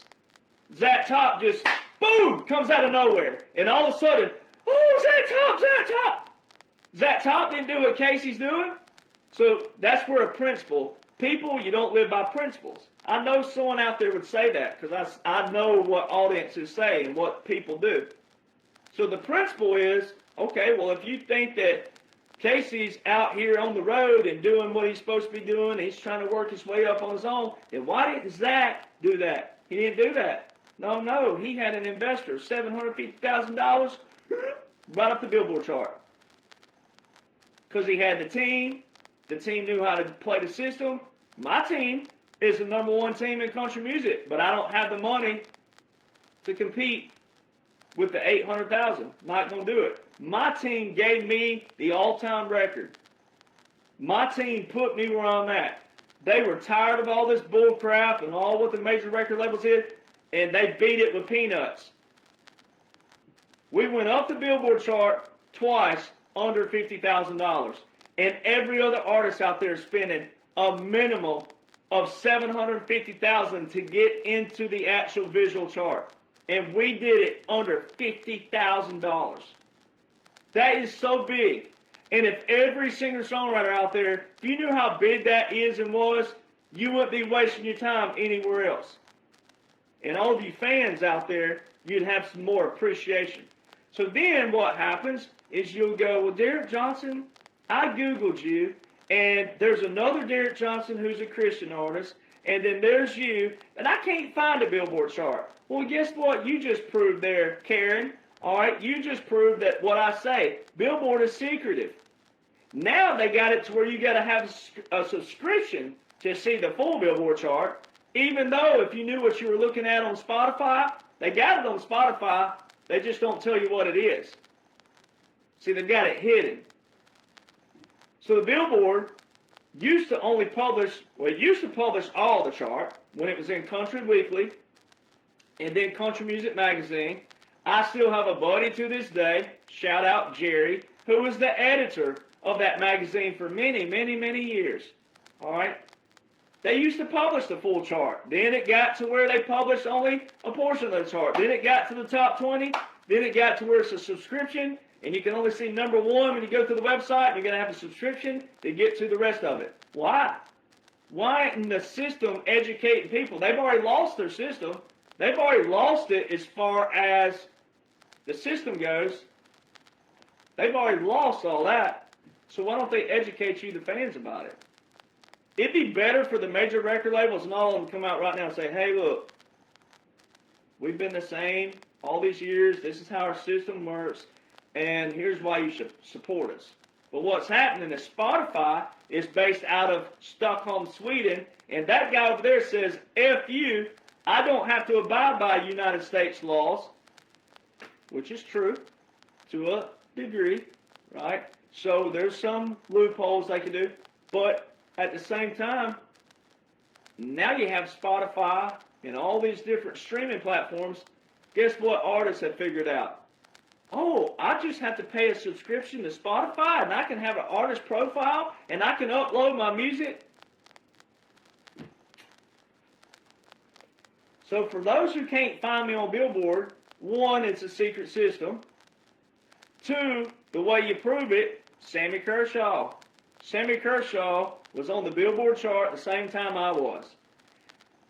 All these quote-unquote like these publications out there like Country Rebel, Country Music Nation, they're the same people, by the way. It's the same crew. They got 2 different names. All right.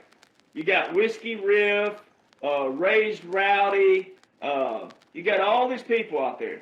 And Music Mayhem and all these different quote-unquote publications. They don't know how the industry works from the man on the moon. They don't know anything about it. And they'll deceive you out there. They'll put up all kinds of trash and they'll deceive you all kinds of ways. None of these people, though, wrote an article about Sammy Kershaw being the oldest country music artist on the Billboard chart. That's a big deal. For a guy who had hits in the 90s, all of a sudden he's on the Billboard chart, and it was a great song. It was a song that one of my best friends in the whole world called me today. But songwriter, #1 hit songwriter, and a hit producer. His name's Billy Lawson. All right. He wrote a song about it's drug addiction called My Friend Fred. There's a song that impacts people. There's an artist from the 90s who's a legend and can't even get an article written on these quote-unquote publications that are calling themselves the official publications these days.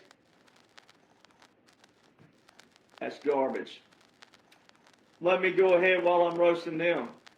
Saving Country Music. Whoever you are out there, I don't know your name, but you're trash too. My team reached out to you 6 years ago when we were on the Billboard chart. And this low IQ idiot who claims to be a publication called Saving Country Music, you tell me, made a comment back, who are you? Well, this person said, who are you? And I don't give a, you know what, blah, blah, blah. But, oh, look at your articles and look at the name of your page, Saving Country Music. And you know nothing about the industry. And if you actually knew anything about the industry, you'd actually want someone like me who could have actually been a voice for your page and brought more people. Now that I have a lot of eyes on me, could have brought people to your page. But no, you don't know how anything works. All you're doing is regurgitating. You're low-level hanging fruit. You're taking something that's already written somewhere else, and or you're writing your own low IQ article, and you know nothing about the industry. So see, all these people, they have you duped and deceived. So all you young writers out there and songwriters, you gotta have the formula. And you're not gonna know the formula until you have etiquette, standard, and protocol to talk to someone who's already had hits at the highest level you can have them. There's nowhere for me to go anymore with my songs and anything out of Billboard. The only way you do is you digress. You go to Texas country or something like that. The Music Road Chart, you're wasting your time. I see a lot of young artists and songwriters out. Oh, Lord, no. The Music Road Chart it's like kicking an ant bed over in the South. All right? Too many are trying to, it has nothing to do with the bigger system. The major record labels do not give two dangs that you're on the Music Road Chart. So you got to have relationships with musicians, hit songwriters, and the production has to be tippy top. All right, it's got to be tippy top. So social media, again, it's ruined everything. It's ruined attitudes, quality, structure, and talent. All right. And then now, what makes a hit song? This is always what a fan always asks. What makes a hit song? How do you know when you've written a great song? How do you know when you've written the song? How do you know when you're done? Et cetera, et cetera, et cetera. So I worked for a legendary hit songwriter for a long time named Dave Gibson. All right. And Dave Gibson always said, Derek, if you could always write a quality song, a life song, something about life and love and or the country life or whatever, write it first.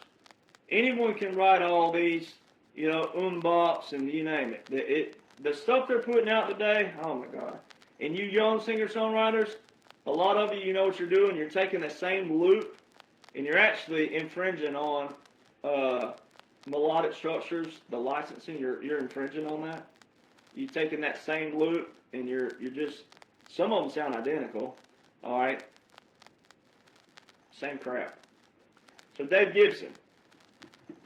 Dave always told me the way you know you're done with a song is you'll feel like that he wrote the song. Well, how do you know what's quality measured up to him? Well, that requires a lot of listening.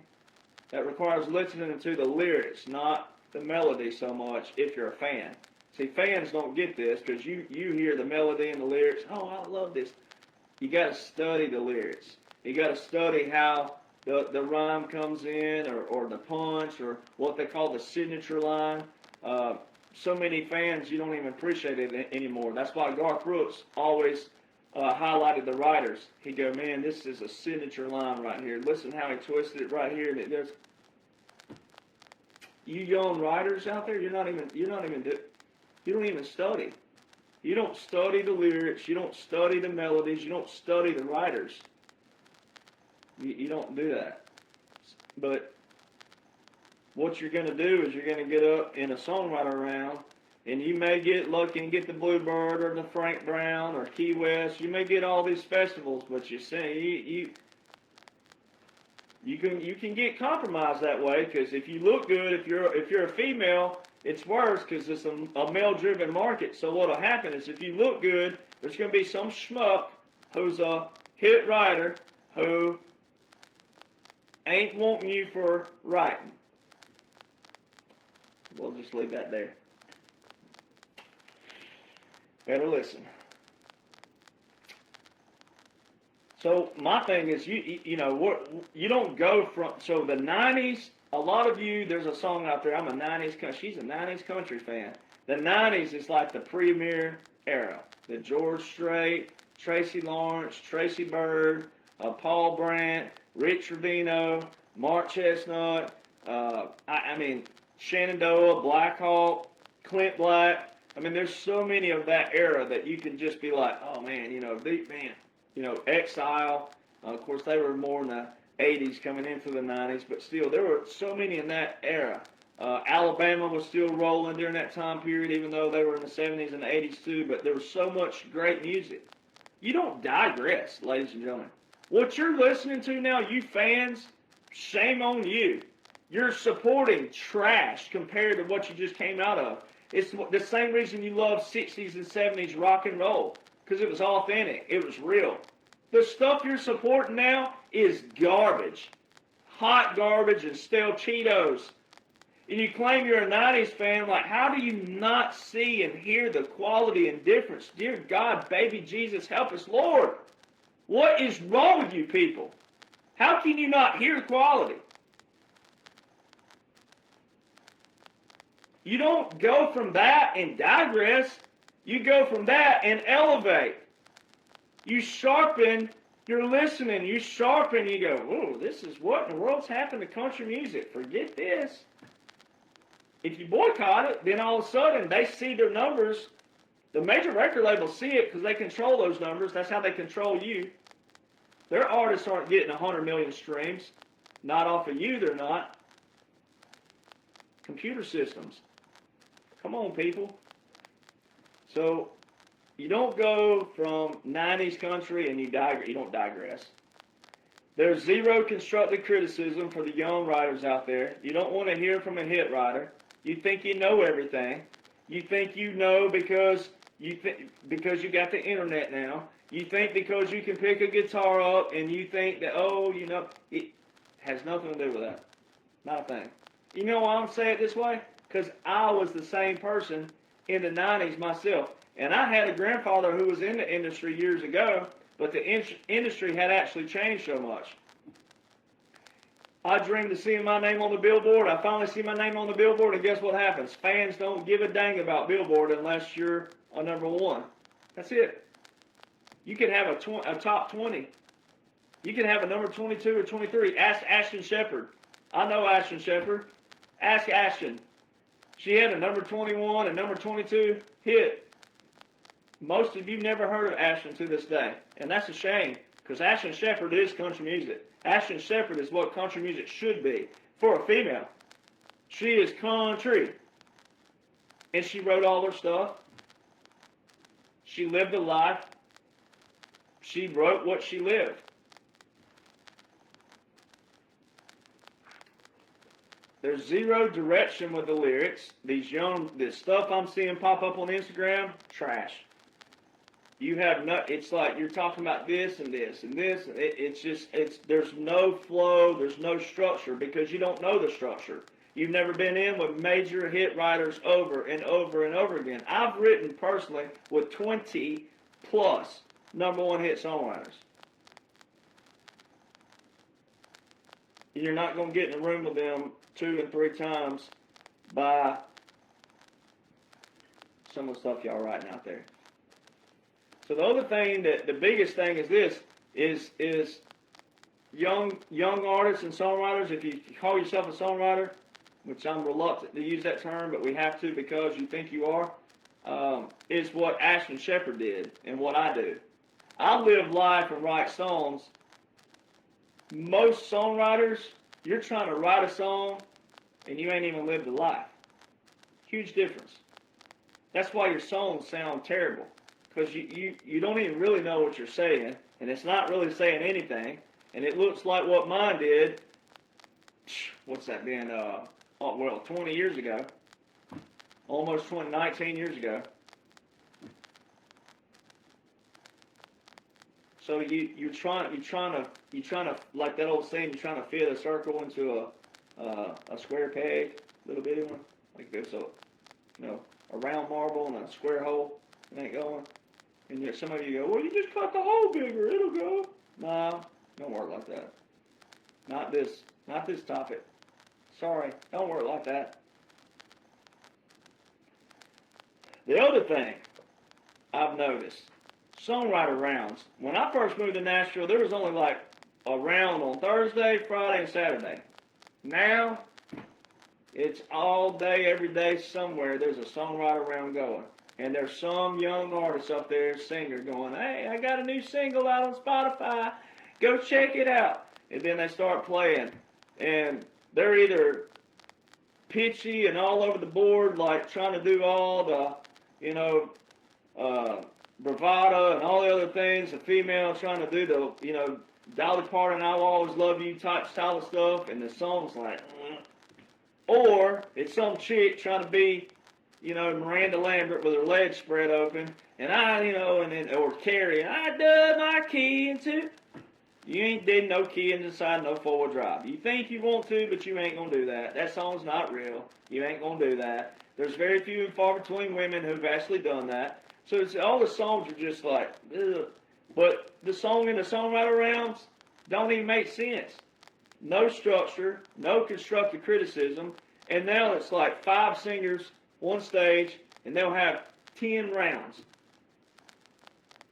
No wonder the listeners don't want to hear it, because there's so many out there. There's no quality anymore. There's so many of you. And then you wonder how you get in a hit round. Well, you got to have a hit song to get in a hit round. That's why a guy like me at least gets in a more quality round, the round where the event coordinator knows when they have the biggest audience and or the ones that's coming specifically for that round. Then it's like a 7 o'clock round when people are sitting there eating, right? They know you want to get in that round, you gotta have a hit song. So you might want to listen to whom? People who've had hit songs. All right. So the other thing. So we talked to an artist not long ago. No, let me say it this way. We talked to a singer. You're not an artist yet. We talked to a singer, right? My team did. And this person said they had a manager. Well, guess what the manager said? Oh, I've been to Nashville twice. Oh, no. Give me a hammer.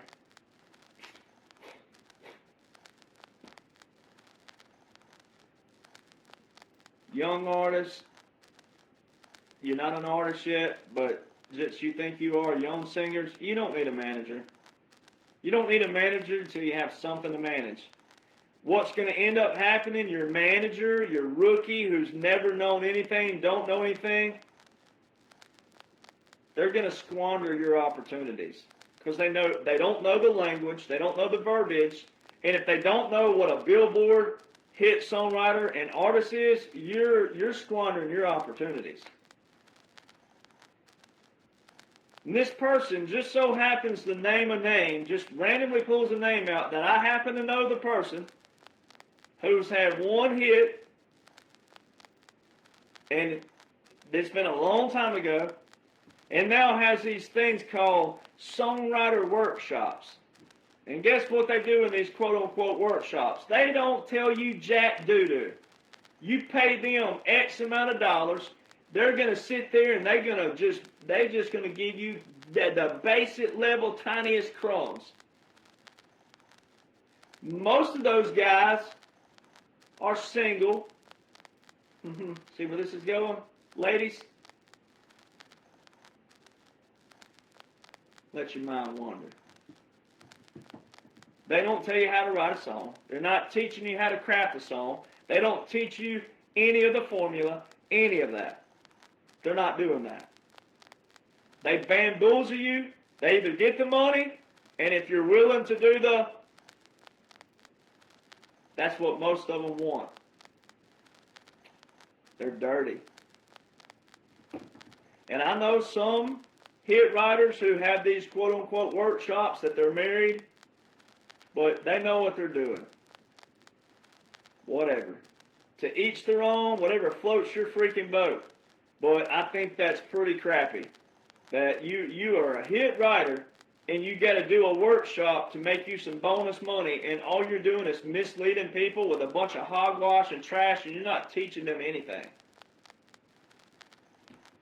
That takes all right there. And this particular person that this person named is someone who begged me a long time ago for meetings with my clients. Funny how that works. Now, production versus a producer. This is where so many people struggle. You singer-songwriters out there, you young ones, you struggle with this. You don't know the difference in production and a producer. Every artist I've talked to out there, singer, I'm so used to saying artist for myself, but you're not an artist, but it's singers out there. You all have, quote-unquote, someone producing music for you, but they're not your producer. They're just giving you production, and they're giving you what you pay for. They're going to tell you it sounds good. They're going to say, oh, yeah, this sounds good right here, and blah, blah, blah, blah, blah. The music could sound good as far as, oh, the guitar and the fiddle or whatever you have on it, but your lyrics are terrible. They've never gone through anything. There's no structure there. And guys like me can listen to it and go,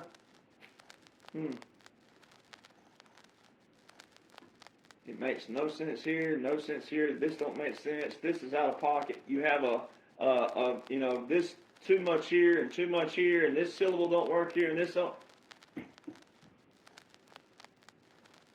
And where most of you are messing up is the melody. See, right now we're in so much quantity that it's hard to do what? Come up with a new melody. You know what? If you're a friend of mine, everybody knows who's friends with me, guess what? I don't have music playing anywhere, anytime. You know why? Because I'm a singer-songwriter. I write all mine. But you'll hear my melodies. You won't hear my melodies anywhere else. You won't even hear a slight anything that's even remotely close, because I'm writing on my own. But I've already been through the system. I've already been through all the hit writers. I know the formula. I know the secrets. I got the secret sauce. And I'm the only one with the full formula. And got a #1 best-selling book for it because of that. So production is where you pay for what you get, and you're paying a producer for their work. A producer who invests in you is where I will tell you, I'm not producing that whatsoever. Do you think you have a song that I got some song?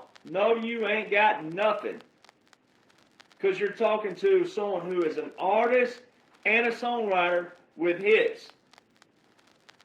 I don't have to have 50 hits or 100 hits to know how the system works. Just because I choose not to play the system anymore doesn't mean that I've lost my game on writing and artistry. That's where you get the hang up of, you get called on the big names and all this. You don't have no big name. You're just going with the first person who says, oh, you're great. Yeah, come on over here. Oh, yeah, pay me this. A producer who has all the ends like I do will do this. Hey, I'll invest in you. But here's the deal. I'm producing everything I write, co-write. If you're a writer, then I'll write with you. We'll see if you can write. If you don't, then what I'll do is bring in all the other hit writers. I'll do that already right out the gate. Bring them in with me, and I'll co-write if I need to co-write. If you are a good, decent writer, then guess what? We'll write together, and if we need to bring in a #1 hit writer, a buddy of mine, we'll bring them in. Name power works, but If you can write the song solo and it's great in quality, you start out with the lowest first. Write it solo if you can. If you can't, you do a double write. And then if you get stuck on a double, then pull in a third. But what you're seeing on discographies now, all over the board, with Morgan Wallen and all these, they got 5, 6, 7, 8, 9, 10 songwriters in one song. On it. This is insane. That's not artistry. That's not talent. That's not quality. That's, my God, if they can't write a song, then something is wrong. So a producer, if you're a singer-songwriter, a producer, if you're a producer, they better have they need to have at least one hit song, either as a producer, an artist, or a songwriter, somewhere, somehow, some way. And it better be a Billboard hit or a Texas country. Or you're just paying somebody to tell you look good, you sound good, and this is great, and it's not. You'd much rather have somebody who says,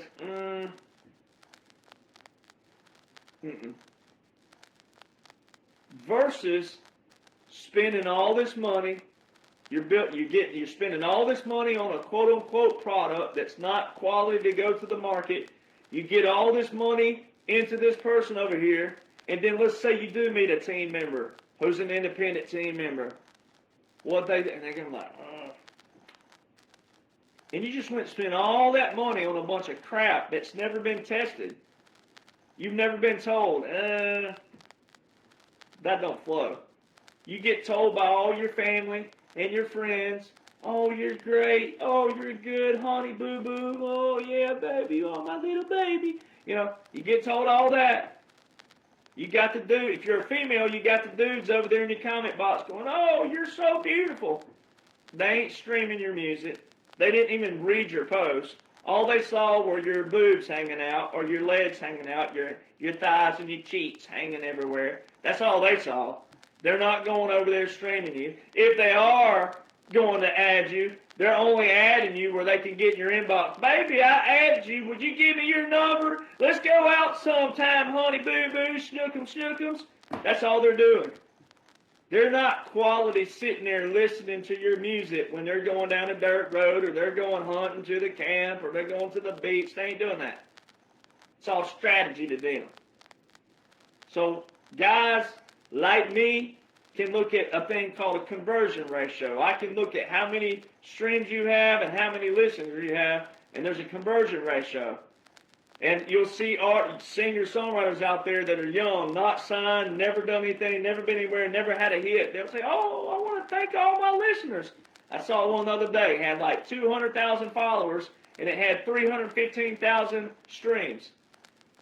That's like it was like 1.4 streams per person.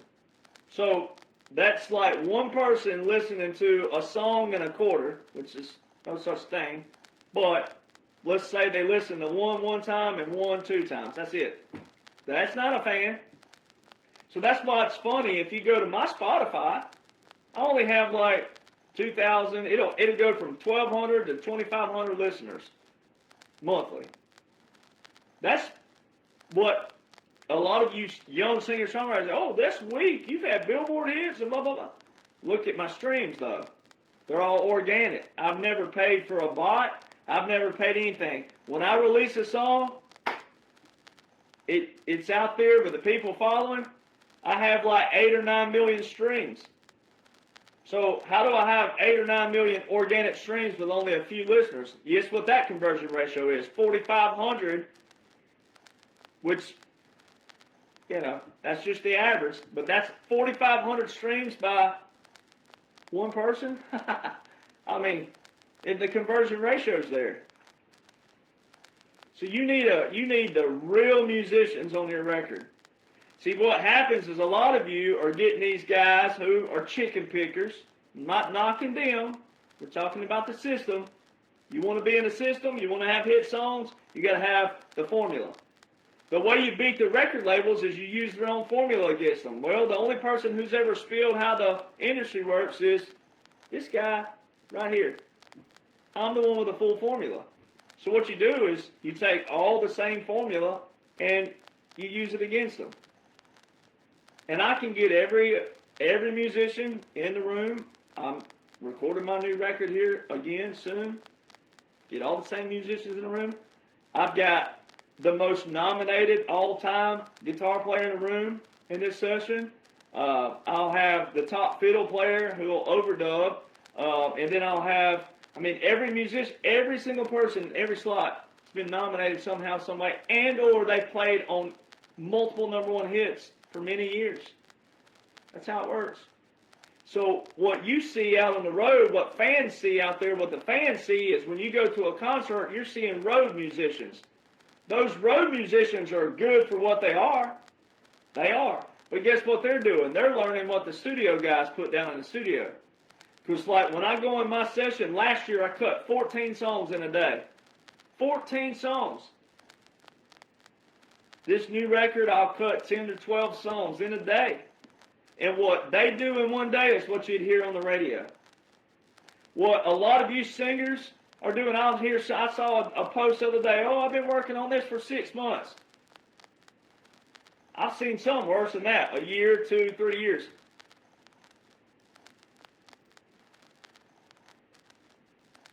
A master session is cut in one day. And what those guys do in one day is what you hear on the radio. Nothing is doctored up. That's how big these musicians are. So when you're going out on the road and you see you're going to a concert somewhere, those musicians on the stage, they're decent. But they're not union musicians. They're not session musicians. There's some that go out on the road just because they love to go out on the road. Rich Redmond is one of them. There's a few of them that still do go out on the road. The guy that plays on my records, Jeff King, lead guitar player, he's on tour with Brooks and Dunn and Reba, and he'll go on the night shows and all that other stuff. But they're union musicians. So you got to have the formula. And you need a producer to invest in you. Last page. So if you knew what you were supposed to know, singer-songwriters out there, claiming you're in the music industry, you'd know how big Billboard is. You'd show respect, etiquette, and protocol. And you'd try to learn what you can from guys and gals that have had hits like me. We're the ones you need to meet. We're the ones you need to know. That's how it works. Like I said, starting out, my first friend was a staff songwriter for Muy Bueno, George Strait's Publishing. All right? I asked him every legitimate question I could. Picked his brain. How does this work? Well, how does this? Well, what's he do here? How's this? And then but you got to know the people who have the hits. He taught me that. I had a roommate who taught me that. Everyone who was influential in my life all taught me how the system works. But I had to be what? Willing to do what? Listen. If I wanted to be a part of it really bad and have a hit song as an artist and or a songwriter, I had to do what? Shut up and listen. And then have respect to what? Them. Because they were in position when I wasn't. And I wanted to be there so bad, but I knew I had to do what? Buy time. Learn the system.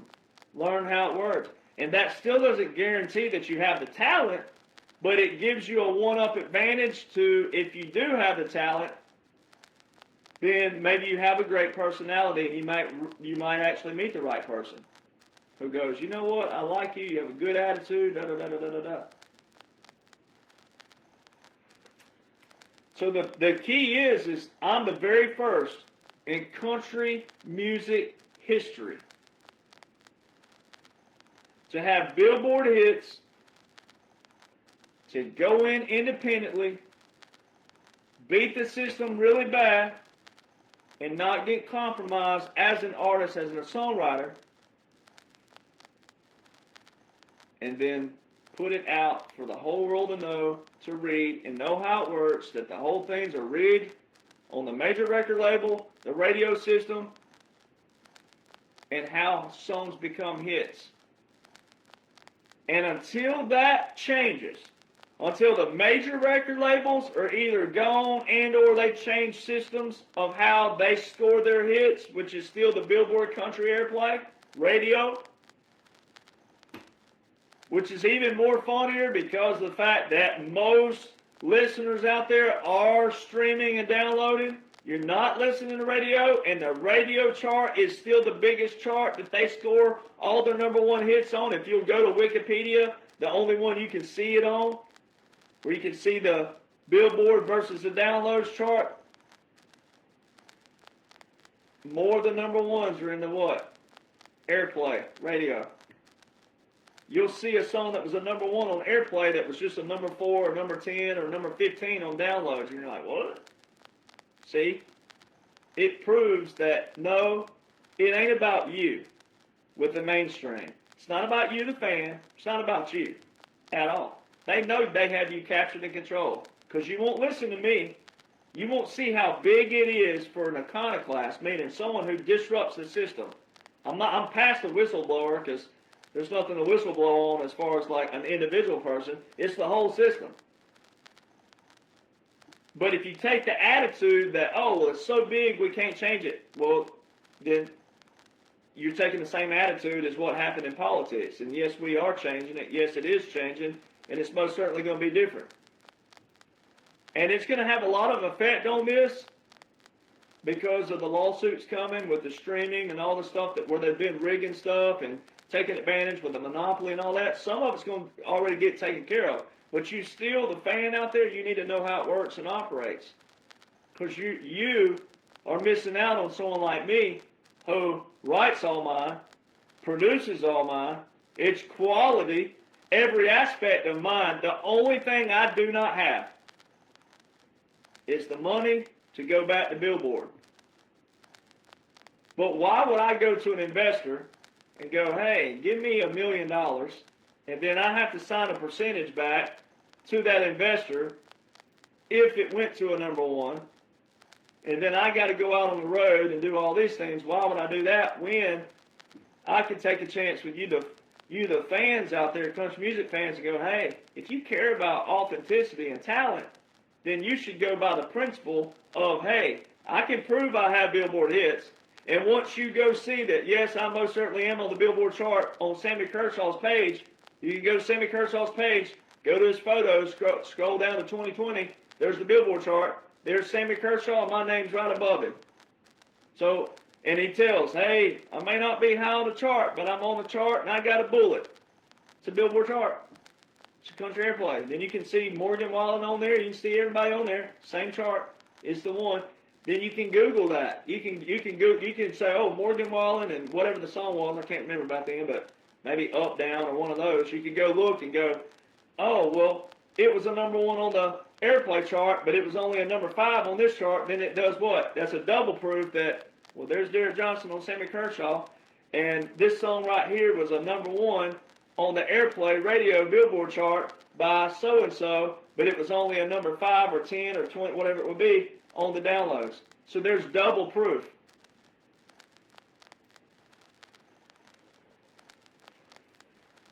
So again, until the major record labels change their system, it's going to be that. Writers, what's happening is a lot of the writing, all the writers that are signed right now, well, they're not quality writers because the system's not quality. I'm freezing up on Instagram. Hold on. But what's going to happen is all these signed songwriters right now, they're going to get older. And they're going to either have to keep putting out the same trash they've been putting out, which is garbage. But what have they done? They've digressed. The songwriting didn't get better from the 90s and in the early 2000s. It didn't get better. It's gotten worse because they know they have you captured and controlled. But when all these signed songwriters get older, where's the system going to go? Now, what they've been doing to you, because they know they have you bamboozled, is they've been giving you Ella Langley, and they've been giving you, Zach Top and all these people. And a lot of you fans, oh, country music's coming back. They're still playing on you Because if you knew the system, they're still playing the system with you. They bamboozle you. They wore you out with all this pop country and this bro country and all this stuff. They wore you out with that. And now you're worn out with that.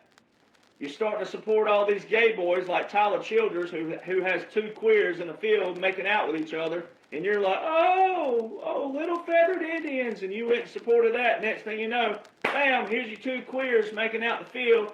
And you're like, oh, gosh. See, if you'd have known how the system works, you wouldn't have been bamboozled by that. So you went and supported this dude, blew him up, and then he hits you with a gay video of two coal miners getting it on in the field out there, and you're like, oh my gosh, where's the bleach for my eyes? Well, where's the bleach for your brain? Where is that at? If you'd have known the system, you wouldn't have supported this trash. See, it goes back to the system. The system's what captures and controls you. It's not the artist, it's the system. So the songwriters have digressed from the 90s. But if you, the fan out there, would take control of the clicks and the algorithms, because that's how social media works, if you would quit following this trash, then guess what would happen? All this trash would go away and the labels would go, hold on, we're losing everybody now, something's happening. Then what you do is say, hey, we demand the same quality writers and the same quality as the 90s, but it needs to be the artist first. I want an artist who writes at least half his music and proves it. Get you a Garth Brooks. Say, I want a Garth Brooks type person where they're sitting there bragging about the songs, the songwriting, and the lyrics, and then brags about the songwriter if they didn't write the song. That is what a true artist looks like. Jason Aldean just celebrated 30 hits, right? And they had this big party. And they had all these songwriters there that wrote all his hits. And there are people in the comments going, I thought Jason wrote his songs. He ain't write a single song. Not a single hit. See, if people would listen to the people who are the underdogs, I'm the real underdog who went in the system. I'm the only one who's ever unveiled how it all works. I'm the first. It's timestamped. Anybody who follows me after this, they're the second, the third, the fourth, the fifth. I'm the first. Timestamps don't lie. Number one best-selling book don't lie. It's all there. I had Billboard hits, though, before I had my number one best-selling books in military and government. I actually had the Billboard hits first before I had this, but this was my first number one. Freezing up again on Instagram. I'll tell you what, they love to freeze me. But this was my first number one from a book, and then the part two was my second number one, part two. And then, this is my third number one. So I actually had the songs and Billboard hits first, but this was actually my third number one bestseller. And just because we're talking about them, this song is a number one new release. So it's a number one in a different category. So it's 4 total. So I've had number ones. So streaming has destroyed everything. It's destroyed quality. It's destroyed the language, the verbiage, and all these young singer-songwriters out there who've never gone through any kind of constructive criticism, which actually makes it worse on them. The downfall is going to be a lot worse if they ever get into a place where their songs are, if you get a publishing meeting and you're playing songs for a publisher, they're going to be like, what in the world? Because you've never gone through any kind of constructive criticism. You haven't had anybody to sharpen your skills. You may be in the pocket. To Kill a Mockingbird, which is a book, but it's a great example. If you'll watch the documentary called Hey Boo by Harper Lee, she only wrote the one book, but if you knew the history about it, you'd say she wrote 2. No, she wrote a dialogue that was called Go Set a Watchman, Well, no one ever heard about it for years until she passed away. And I'm from, one of my hometowns is her hometown. All right. I actually was at the funeral. But Harper Lee. So, Ghost had a Watchman. It was actually a dialogue. And then the publisher said, this needs some more work. Well, what if Harper Lee would have said, you know what, forget this, you male chauvinist pig, you don't know anything, you're just a man, and women power, and all this other bull crap that people do today. What if she'd have done that back then? What if she was doing what people are doing today? To someone who actually has had hits, been there, done that, knows what I'm talking about, knows how to help you, though, knows how to get you a quality album, a quality record that presents you very well to anybody and everybody. What if Harper Lee would have quit? You would have never had To Kill a Mockingbird, and guess what it did? It changed the world because of what was going on at the time when she wrote it. Segregation, integration, segregation, etc. She went back, got that pen, back when they had to do that, some of it, then typed it out. Boom, To Kill a Mockingbird. But if she'd have quit because of the constructive criticism first,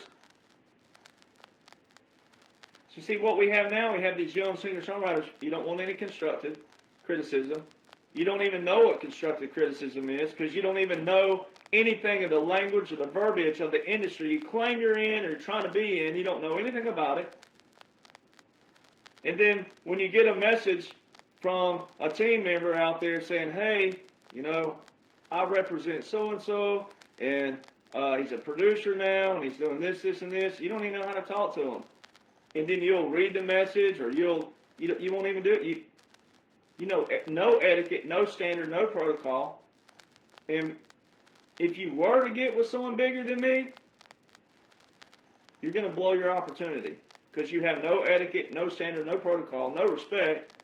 You don't know the verbiage and language of what you're supposed to know. You're going to miss an opportunity. So streaming has actually destroyed everything because it's now an interface on a platform, and now you'll be on Instagram and you'll see all these advertisements and saying, hey, if you need streaming and blah, blah, blah, we do this and we build your base. No, they don't.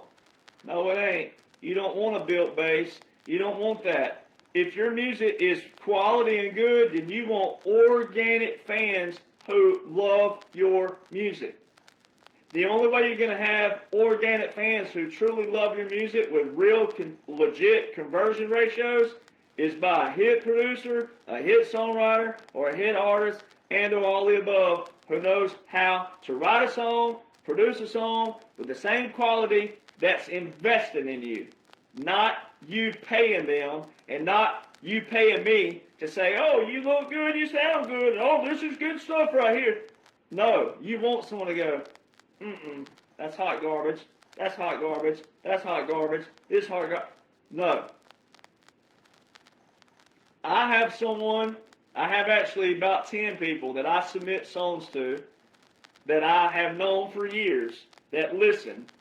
I still submit songs just to go, hey, what do you think? Am I still on my game? I still got it? They go, woo, woo, this is good, right? But I wrote one about 3 years ago that I twisted it around and I rewrote it again, but the original version I sent it to my buddy and he's like, man, what the hell is it trying to say? I don't get it, right? And I said, well, it's saying this, this, and this. He said, is it? And I said, dang, man, you're killing me. And he goes, well, and I said, oh, you're right, you're correct. You're absolutely correct because you're the listener and you've had #1 hit songs. You're the listener too, though. And he's had #1s on the business side, not as a writer. So, you know, and I'm like, yep, you're right. I rewrote it, renamed it, boop. He's like, dang, man, this ain't good. Makes sense. This is awesome. See? So, what if I'd have said, man, the heck with you, and blah, blah, blah, and you don't know nothing. And let's say I didn't know him, but, you know, which that's kind of a hard scenario, but I did know him, obviously. But see, that's what happens out there. People squander, and you don't have a clue that the one that you actually have never heard of is probably the one that actually has more of the ins and connections than you could ever think of, because you don't know how the actual system in the industry works and operates, because you know nobody in it, and you only look at the big names. And most of those names you can't get to anyway. So then you look at streaming again. It's decimal point, 0.0033 cents per stream. You ain't making it out there. And if you're paying bots, you're paying more in the actual people that run it up than you are what you're going to make in the end. Because they're not quality bots. Because they're not people. Right? So you're paying more, and you're getting in a hole, you're digging in a hole, paying for people. Then you're going over there. We know who you are. I can see you, you singer songwriters out there. You're saying, "Oh, thank you, fans, for streaming my music." And you go to your profile on Spotify, and you're like, 200,000 listeners. No one's ever heard of you before. 300,000 streams. Conversion ratio 1.1 listener so it's 1.1 song per listener. They've streamed your music one time. See, so you're actually hurting yourself. Then you singer-songwriters out there, you've taken our language, hit artists and hit songwriters and hit producers. You've taken our language, single. Oh, go listen to my single. I got a new single out. Your single ain't going nowhere because it's not a legit, real single. It's just a single song that you've released on a platform. It's not a single to radio. Then you say, "I'm in the studio," and you get your pictures and all this other. You're paying to be there. That producer's not investing in you.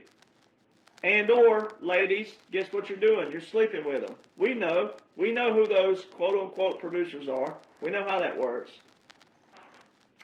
Then you're using the worst one. "I'm a Nashville recording artist."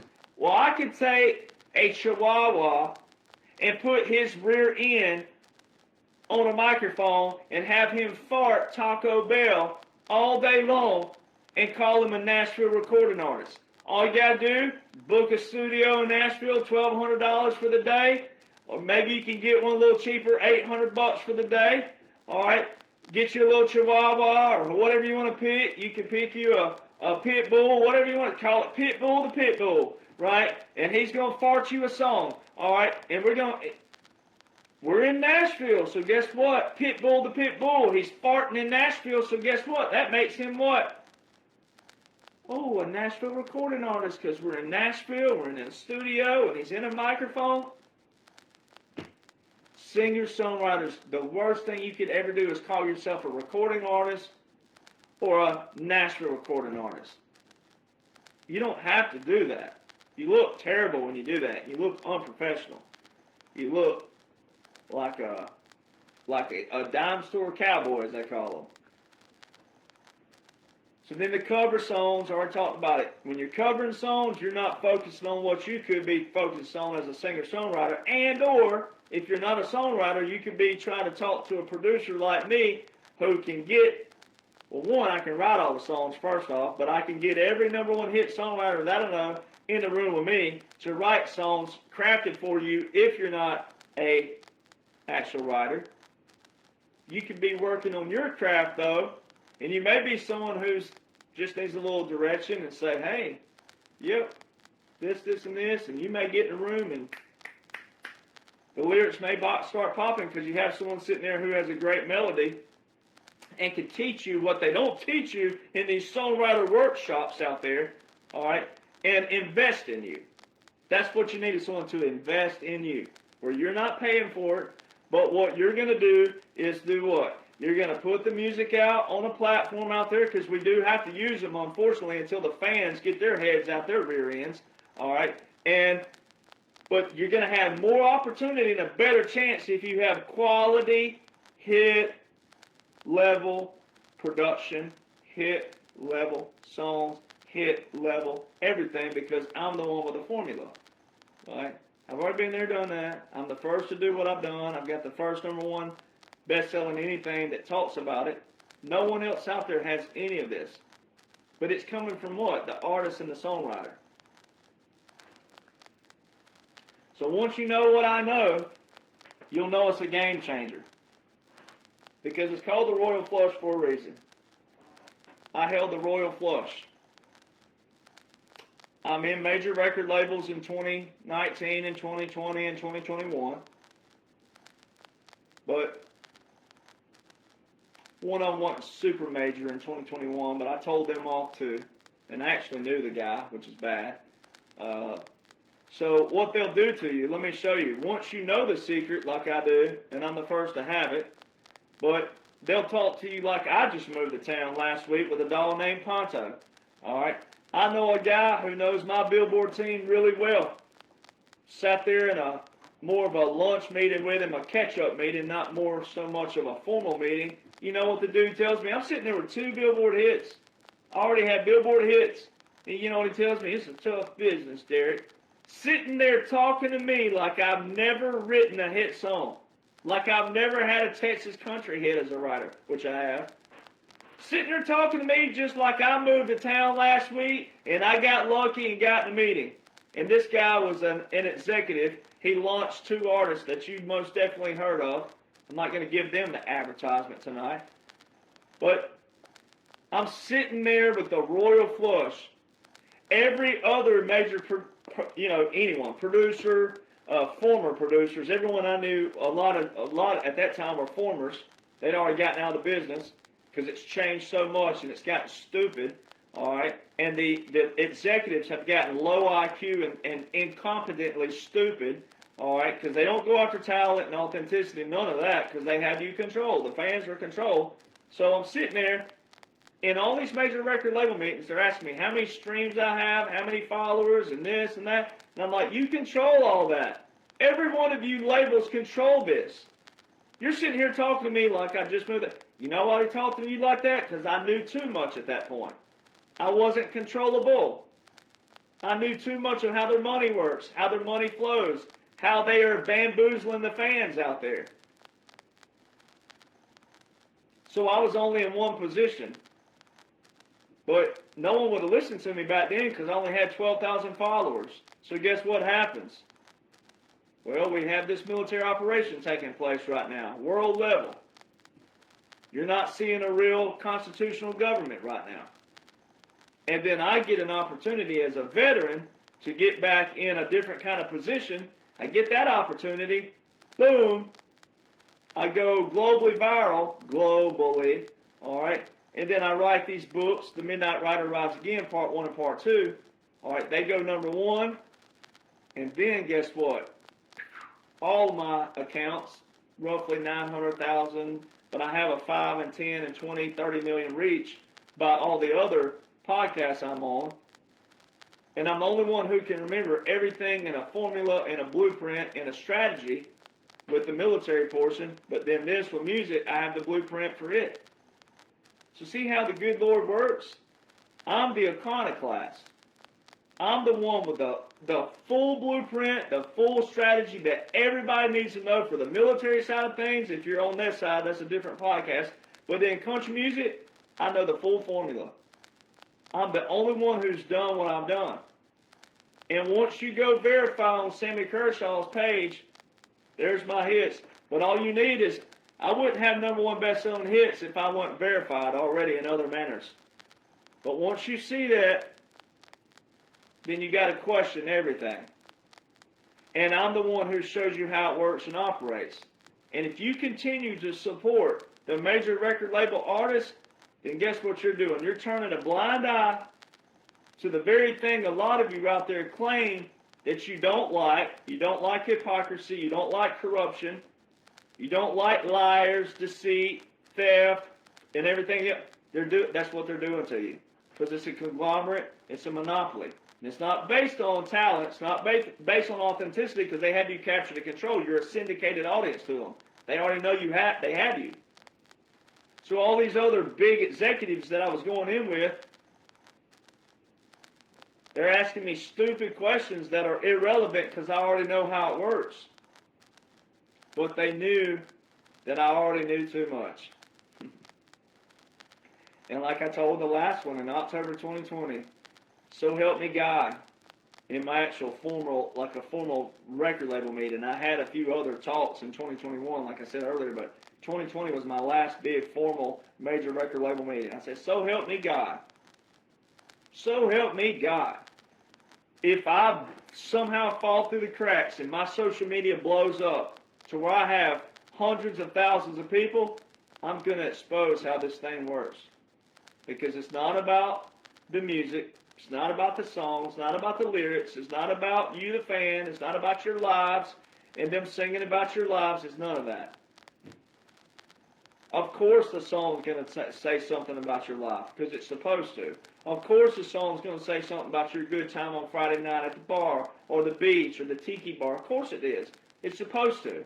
So if you eliminate what it's supposed to be and go to the system and how they have you deceived and captured and they're basically manipulating you and gaslighting you, you have no say-so on who they sign. You have no say-so on any artist out there. You have no say-so. You're just the birds in the nest. Who's the next one out? I don't know where they came from. Don't know anything about them, but you know what? And that's how you ended up with a swamp in D.C. You did that. You're the recipient of what you control. You're in control now of the internet. You can like a page, you can unfollow a page. You can like a post, you can unfollow a post. You cannot like the post. You can comment on the post, you don't have to comment on the post. But everything's geared around an algorithm. And the more you comment, the more you share, the more you like, the more you love, the more you follow, the more visible that person becomes. So you are the very catalyst. You're the one who puts them there. But you're also the one who can dethrone them. It's real simple. So why wouldn't you want the guy who's the true underdog, who's shown you the full blueprint in both spectrums? It's all verifiable. Paused again on Instagram. Boy, they're just all about some pausing tonight, aren't they? They're all about that. It's not even coming back yet. So, may have to just end this on Facebook because I am at the end of everything.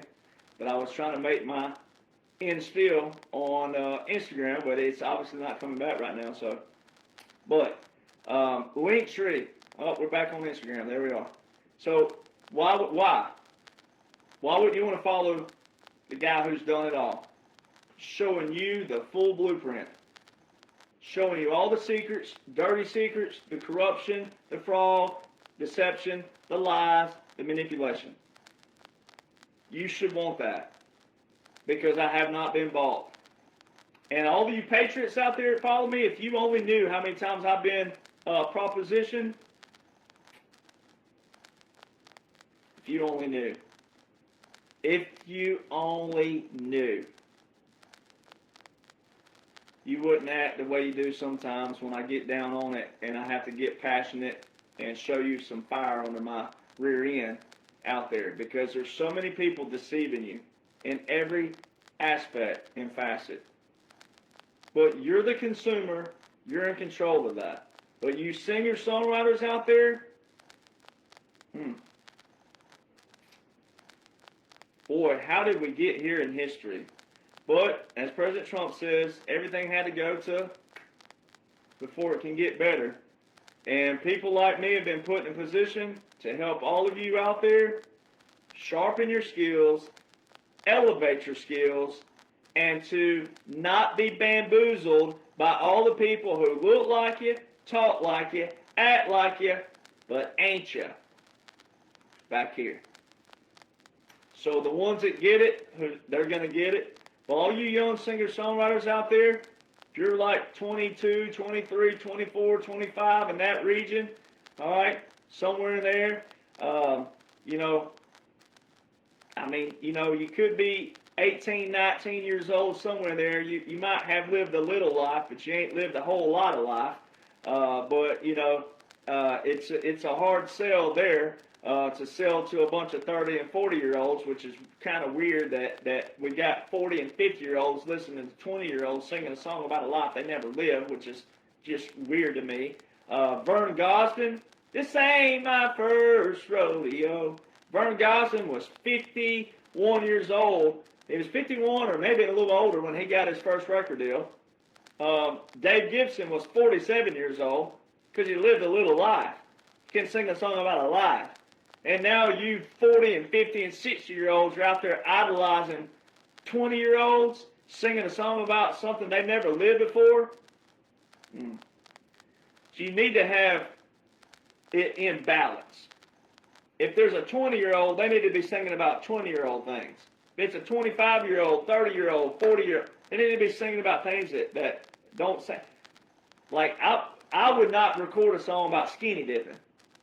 Well, you know, I don't want to be stuck with a song that, when I'm 90 years old, you wouldn't want to be, 25 out there hearing some guy sing a song about skinny dipping at 95 years old. There's some of these writers out there not thinking about things. It may sound good while you're thinking, oh yeah, visuals, we need bleach for our eyes, right? Because if it gets stuck and it became a fad song, that a fad actually, they promoted it and it became a hit because it's all promotion based. So see all these things out there. If you'll think as a consumer again and take control and learn the systems and learn how these algorithms work and learn how these things work, then you get it. You singer-songwriters out there, you need to learn etiquette, respect, protocol. You need to know what is and what ain't, who is and who ain't. You need to learn all this because a lot of you are squandering opportunities simply because you don't know the verbiage of what you're trying to get into, or you think you're already in and you're not. All right, you need to learn that. And then the others out there, the singer-songwriters on the other spectrum, right? A lot of you hit writers, you former hit writers, you need to up your ante again and quit digressing yourself. Hold your weight, pull your weight. You know what I know. You know exactly what I'm talking about. Stop doing some of the things you're doing. All right?